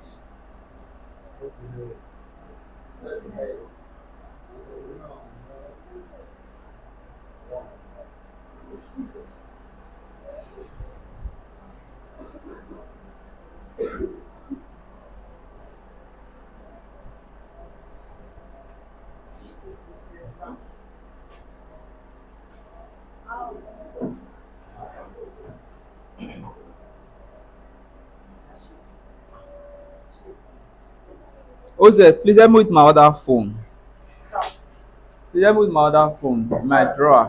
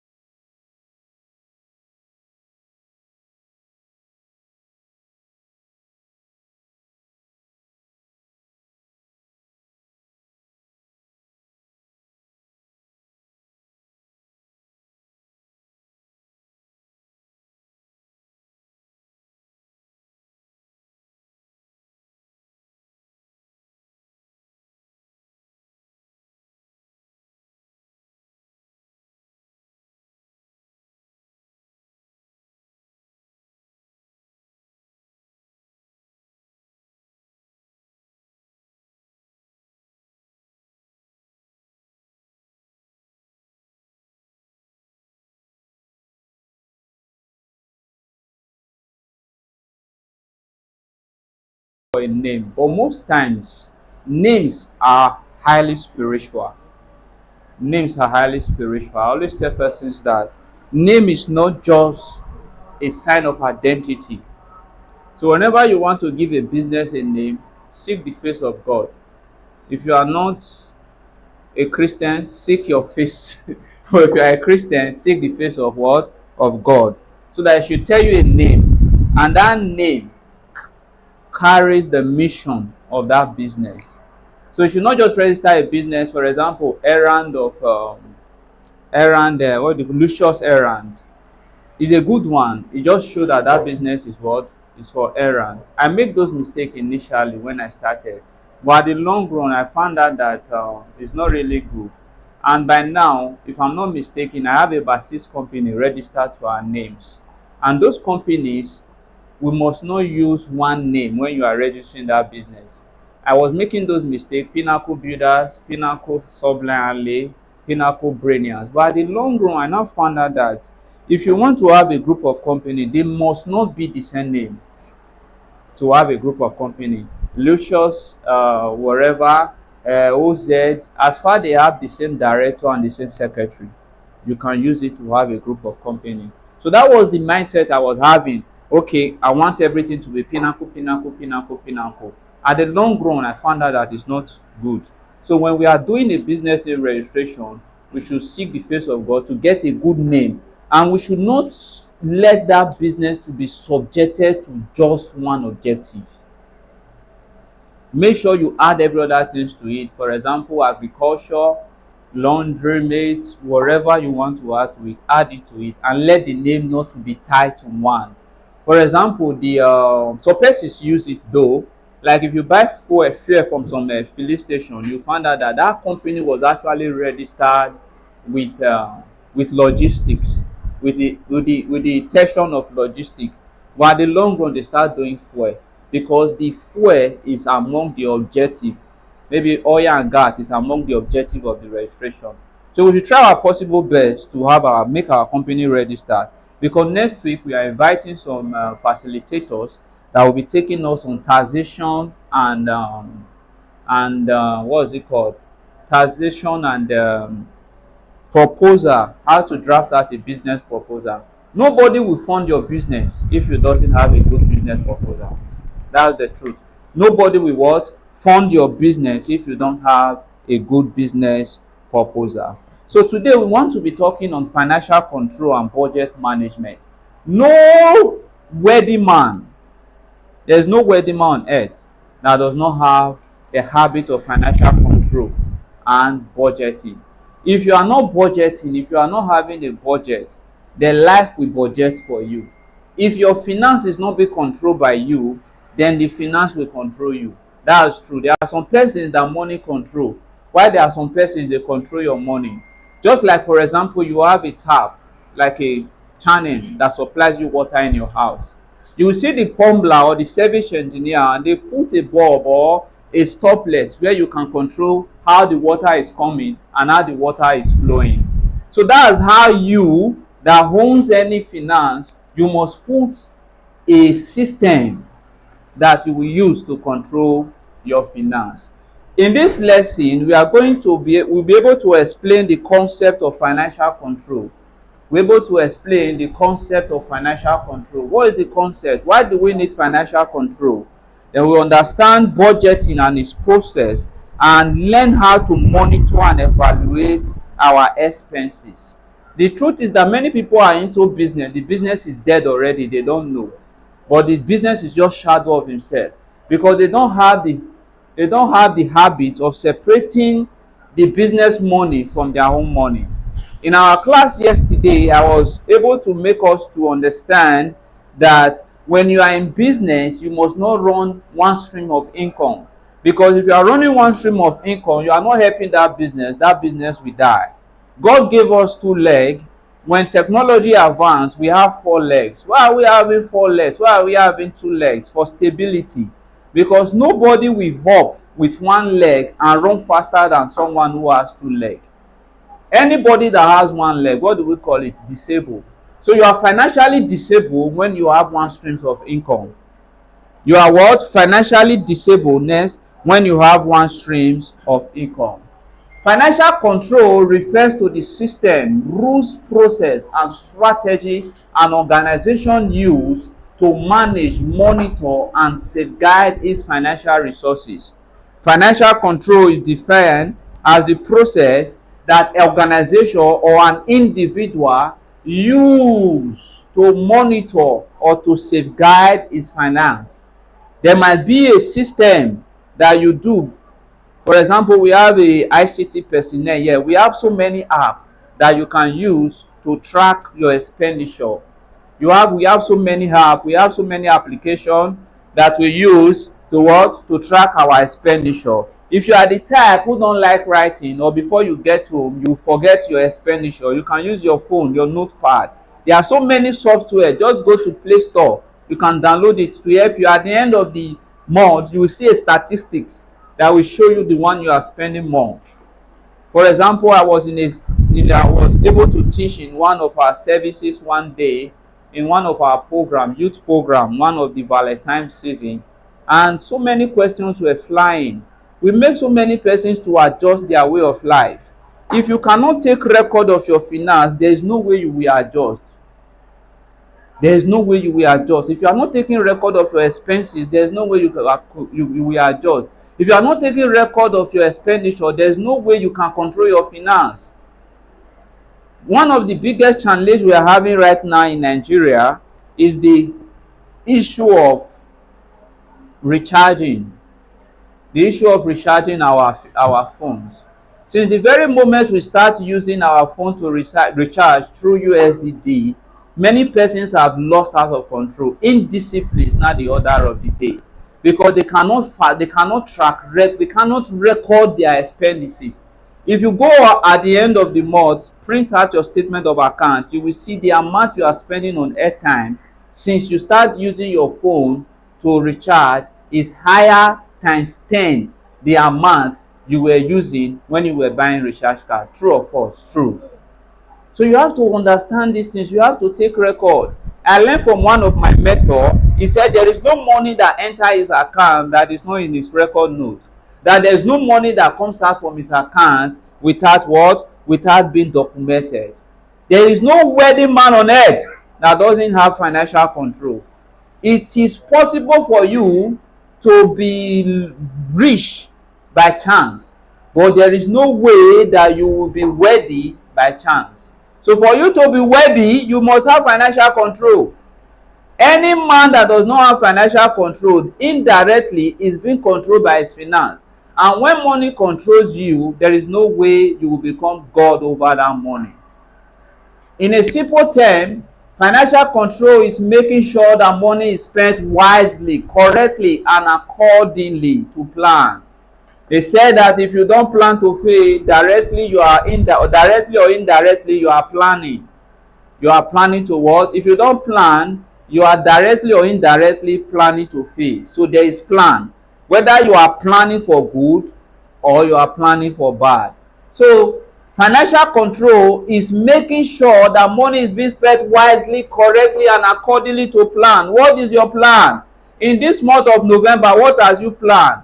In the month of December is coming. Many persons have planned for Bule. Many persons have planned to buy property. Many persons have planned to japa. So what is your plan? If you don't have plan, it means that you are just living the life of another person. For example, this morning, every one of us has planned to come to this place. True or false? True. So that we gain knowledge. If you don't have anywhere going, you sit at home, someone will come and ask you to accompany them to somewhere. So you are no longer living your life, you are not living the life of another person's. So that is another reason you must plan. Because if you are not planning to live well, you are living the life of other people. Next slide. So financial control is the art of you spending your money wisely according to plan. It ensures that money is not wasted. From the church where I been groomed, we hate waste. I sat down one day, I checked how God operates. I found out that God is not someone who wastes. God does not waste. God hates waste so much. That is why as we are here, the air we breathe in is called what? Oxygen. Then the air we breathe out is called what? Carbon dioxide. And that is what plants are using. So you don't want the environment to be congested with carbon dioxide. So it make it that when you breathe out, plant with what? Plant will take it.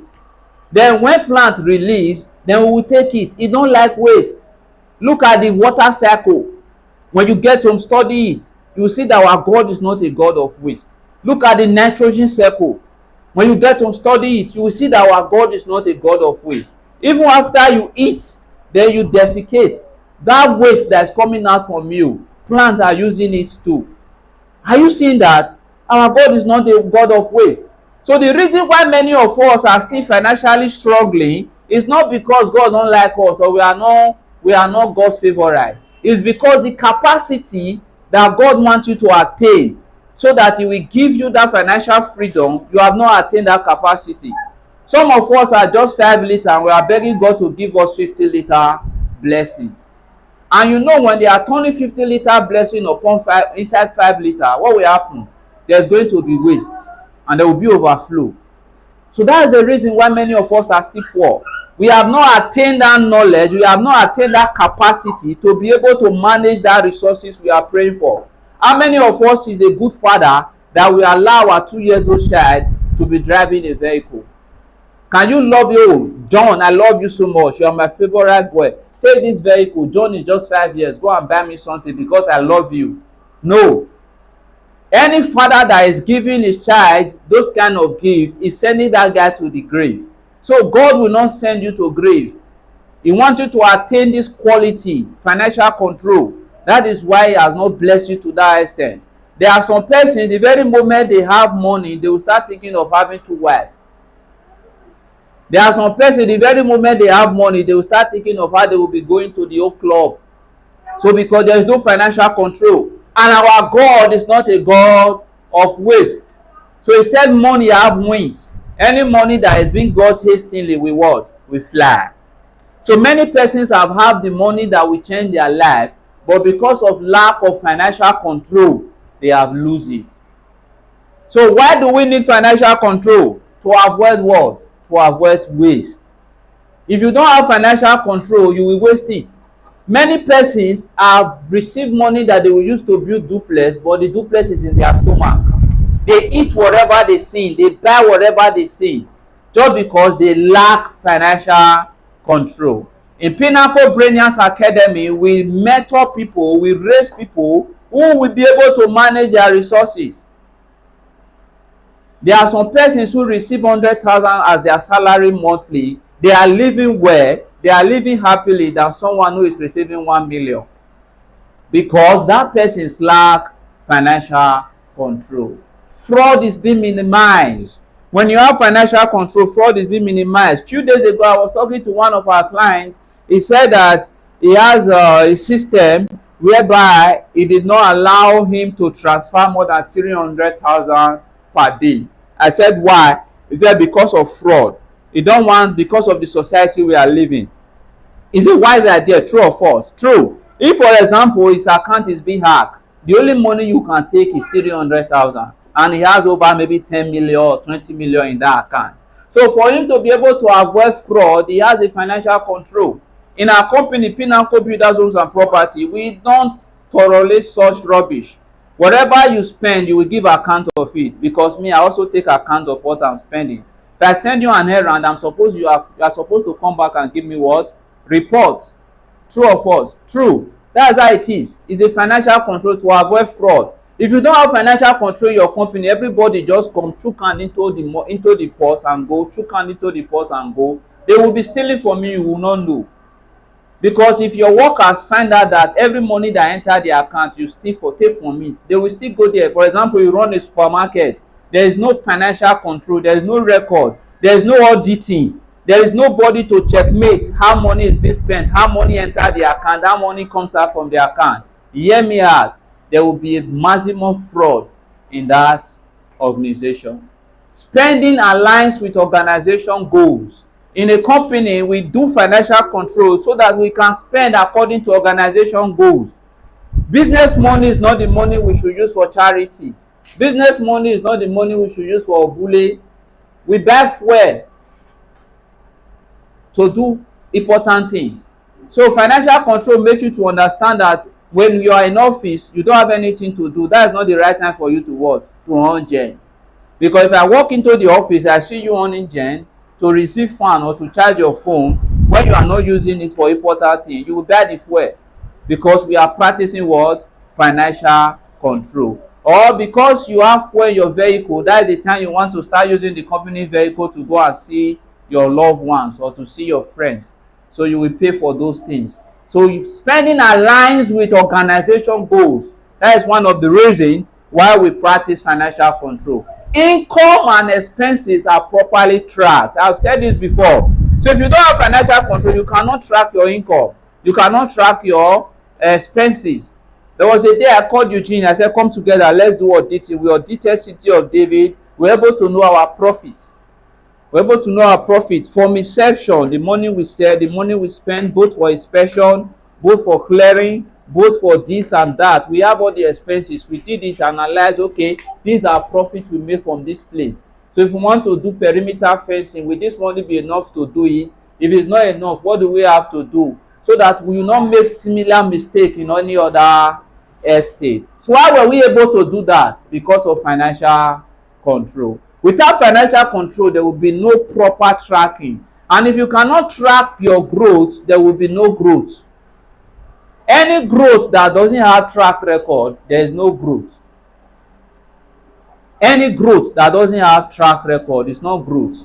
Because every growth there has to be a track record. What is track record? For example, last year your turnover was 3 million.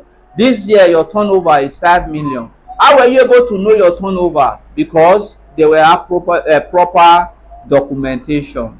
They were what? Proper documentation. What are the key components of financial control? What are the key components of financial control? Financial control is built on 4 major components. Number 1 component of financial control is budgeting. Budgeting. Every man or every organization must have a budget. When you don't have a budget, you just spend the way you like. There will be fraud. There will be waste. You will not meet up with the organization goal. Those are the things you will experience. What is budgeting? Budgeting is the process of planning how money will be spent within a certain period, monthly, quarterly, or yearly. For example, you want to do end of year party. What is your budget? I'm budgeting 1 million naira. That 1 million naira makes everybody in that committee to understand that you must not spend above this, because we have 1 million naira to spend. We have 1 million naira to bring out from our profit. Anything that makes me to spend 1 million, more than 1 million naira, and I'm not getting return from it, it is what? It is waste. So we must look for every means to avoid waste. I tell the community chairman, for example, that this is the amount we are budgeting. So it's not left for you to run around that budget. It's not that is not the time you start planning for decoration for 700,000. You want to look someone that will decorate the hall, you now start pricing 700,000. When you know that your budget is within what? 1 million. So this is the process. It is a process. It's a system of planning how money will be spent within a certain period or within a certain project. How will the money be spent? What is our budget? What are we working towards? So at the end of it, you will stroke out some things, you will add out some things. So all these things are very important. Don't forget the SPRO framework that we taught you, the metrics, that things are important and things that are urgent. You must tally those things to your financial control. For example, there are things you need and there are things you want. So which one will come first? You have to go for the things you need, not the things you want. Wants will come. There's always a want. Human wants are living with you until the day a man die. That is when the want will what? Will die. So always go for the things you need to be able to do a proper budgeting. Budgeting answers what do we need money for. These are the questions you ask when you are writing your budget. What do we need money for? How much do we expect to earn? I ask this a lot. So whenever I'm investing, whenever I'm spending money, what will be my return? I told them that this company, we don't go for inspection twice for someone who is not serious. The first time we take you to one estate, we see the way you talk. You want to go to another estate again. There are people who are time wasters. I call them suspects. They are what? They are time wasters. So such way, how do you track it? You tell them that after first inspection, when you are going for second inspection, you have to what? You have to pay for it.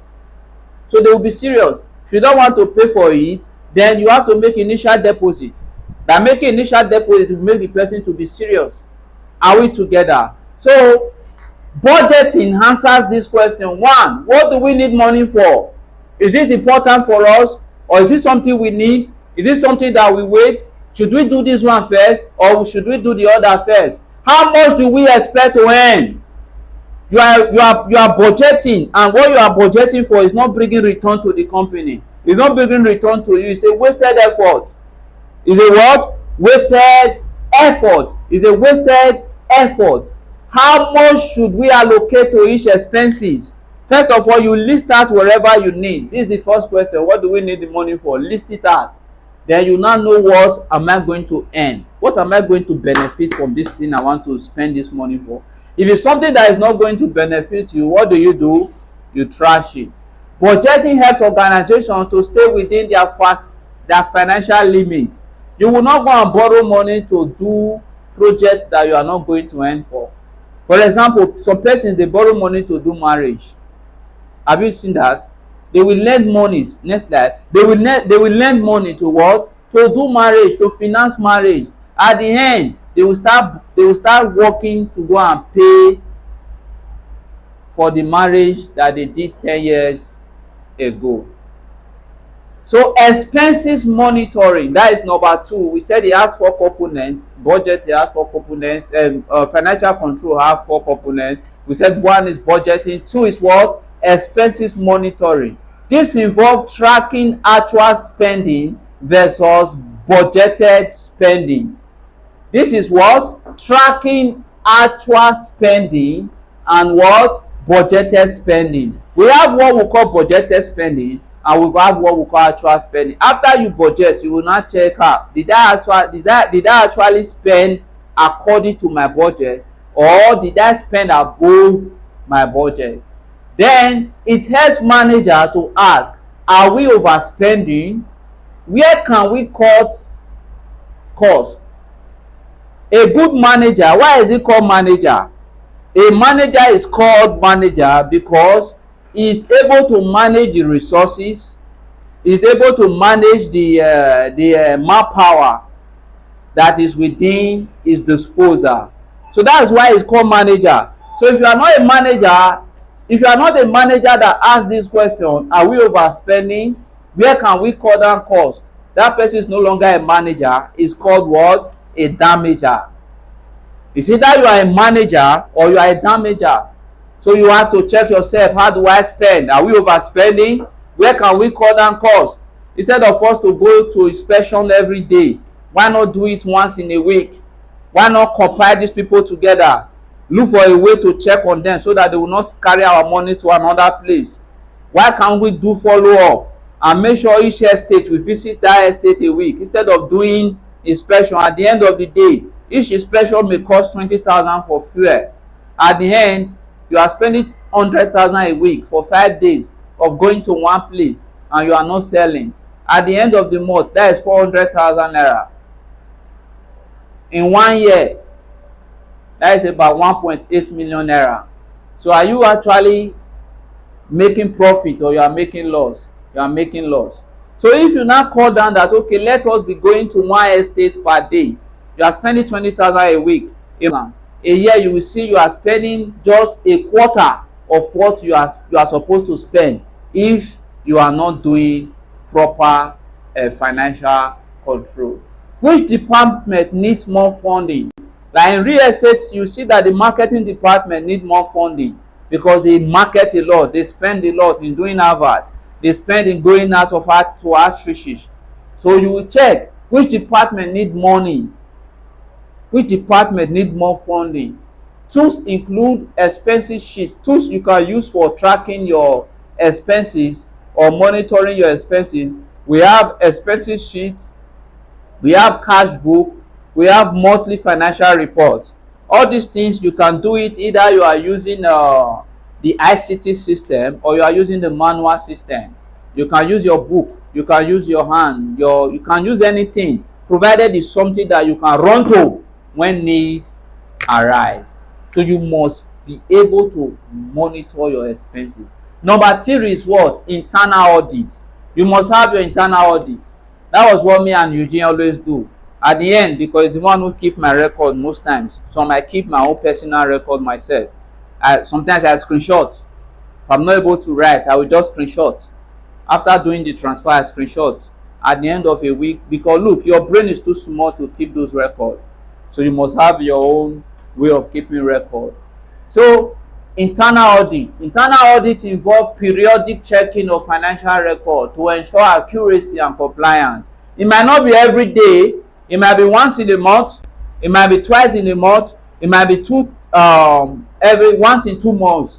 So the one that suits you. Audit check receipt, invoice, bank statement, payment voucher. Internal audit helps detect mistake, mismanagement, and fraud. Last night I was in a meeting with one of our institutes. Then they were about to do some stuff.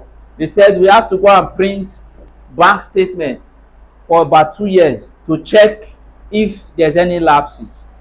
So all these are good way to what? To do internal audit. Internal audit is just within you and your staff, to check what is happening within us. You can do it yourself. You can do it within 1 or 2 persons.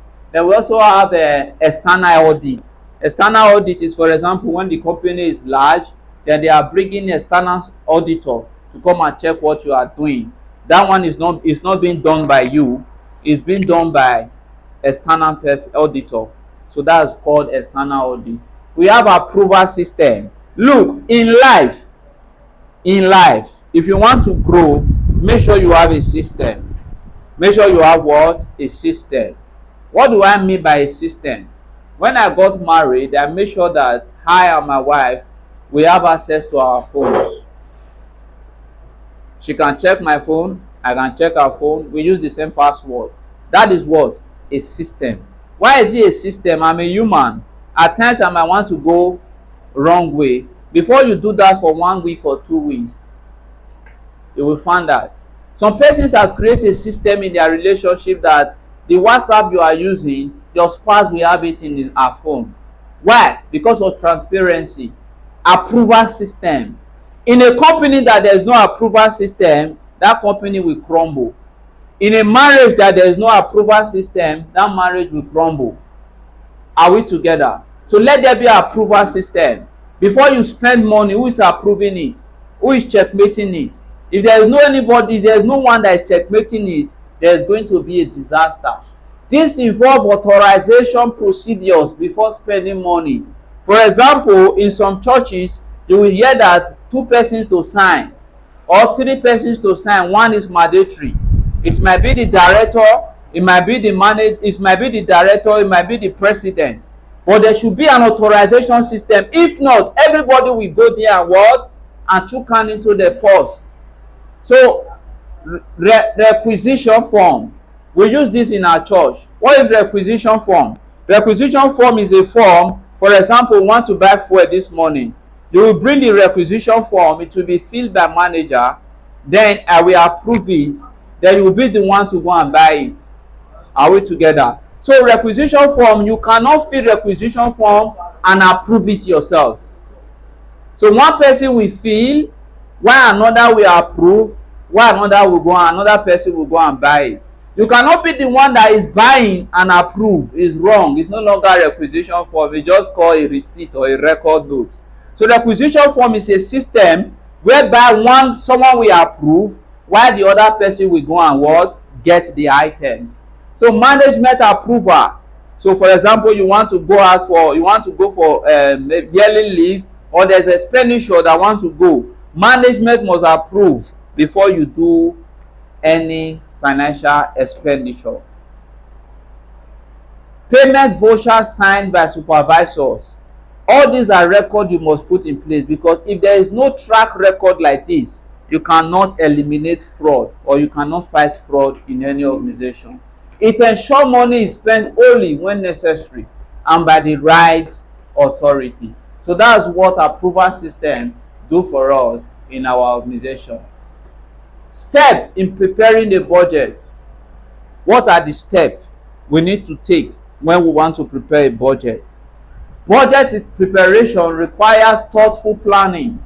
Follow this step. One, identify the income source. Before you plan a budget, you must identify the source. Where is this money coming from? Is it going to be by donation? Is it coming by sales? What is it coming from? Where is the resources coming from?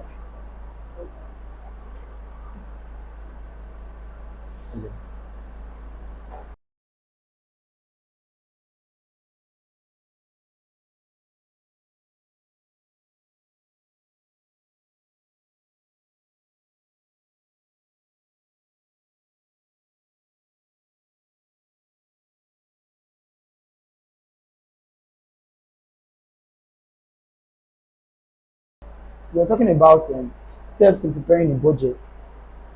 From the way things I boss had a very urgent meetup, so we are going to shift it to our Thursday class. We're going to shift it to our Thursday class. Time is even fast spent, so we have to work with things on ground. We are going to be adding an extra assignment on the group. We have one already, so there was already 4. I don't know if we those are the 4 that has always been. So we're adding one to the one we added today, so it will be now 6. So please let's make sure we are actively participating in these things. The truth is, this is the first edition, the maiden edition of Pinnacle Brainiacs Academy, and there's a whole lot in store for us. And even some of us here, we are looking for ways with which we can have partners. That's what Boss was talking about. That is looking for reaching out to some of his friends in high places that could partner with some of the ideas we have. So even if you don't have, maybe the idea you have now is still not, you feel it's not sellable yet to a good extent, you can begin to work on it. And when you are done working on it, get a good proposal, get a book, a good business plan, then you submit it to boss or talk to him about it. Could help. There's a whole lot that will come out if you maximize opportunities like this. Because the truth is, most of the times, it's not even necessarily the biggest sales or business events or business cohorts that you get. There was one I went to in Abuja last year. So that no, not last year, early this year, January 25th. I went to Abuja for Abuja Real Estate Conference, and I was expecting it was like the high and mighty real estate in Nigeria, Abuja, Michelia Homes, and also in Lagos. They came big men, people that do 4. One of them said his company did 4 point something billion in sales and revenue in 2024, and it was really massive. And I went there, I was expecting I would hear one new stuff out of the blues. And people already start with big money. Like it was not as if people travel from Akwa Ibom to Abuja. People flew from different parts of the country to attend that conference. And the things they were teaching is the same thing I've been learning on YouTube. There was nothing special, they thought. There was really nothing. Even the breakout session, that they say breakout, that they are teaching you specific, tailor-made, customized. It was still basically the same thing I knew. Just that coming from them now, it has more credibility because they have. But this person, someone that made 4 point something billion, and he's telling you it's the simple thing you know that he did to get the money that you go listen to him now. You take it seriously. So most times we really don't. It's a psychological problem. It's a human psychology thing that you value things more when the amount you invested into it is big, irrespective of the fact that it may be common knowledge. So there's really nothing special that we haven't heard before. There's really nothing big or something new or novel that you have not heard before. It's just that most of the times we downplay the ones we have around us and look for the ones that we have to spend big amounts of money for. That's what Boss was saying. That he reached out to one of his mentors, and just I think 1 hour. He said it here the last time. Just 1 hour with the man, one-on-one consultation. He paid 400,000 naira. Sat down. It was what he knew before that he was still saying. It's what he knew before. the soul of business is sales. He knew that thing before now, and the man was just talking to him. So what he just got was like the practical example. So he was more listening to the processes that the man. So the theory is the same, but the process that made him get the result he got is the main thing. So please, let's really take advantage of these things. Let's take advantage of these things. Someone like boss now, he has access to political people. He can help you push your idea to the right people. So please, let's be very intentional with creating very quality solutions to problems.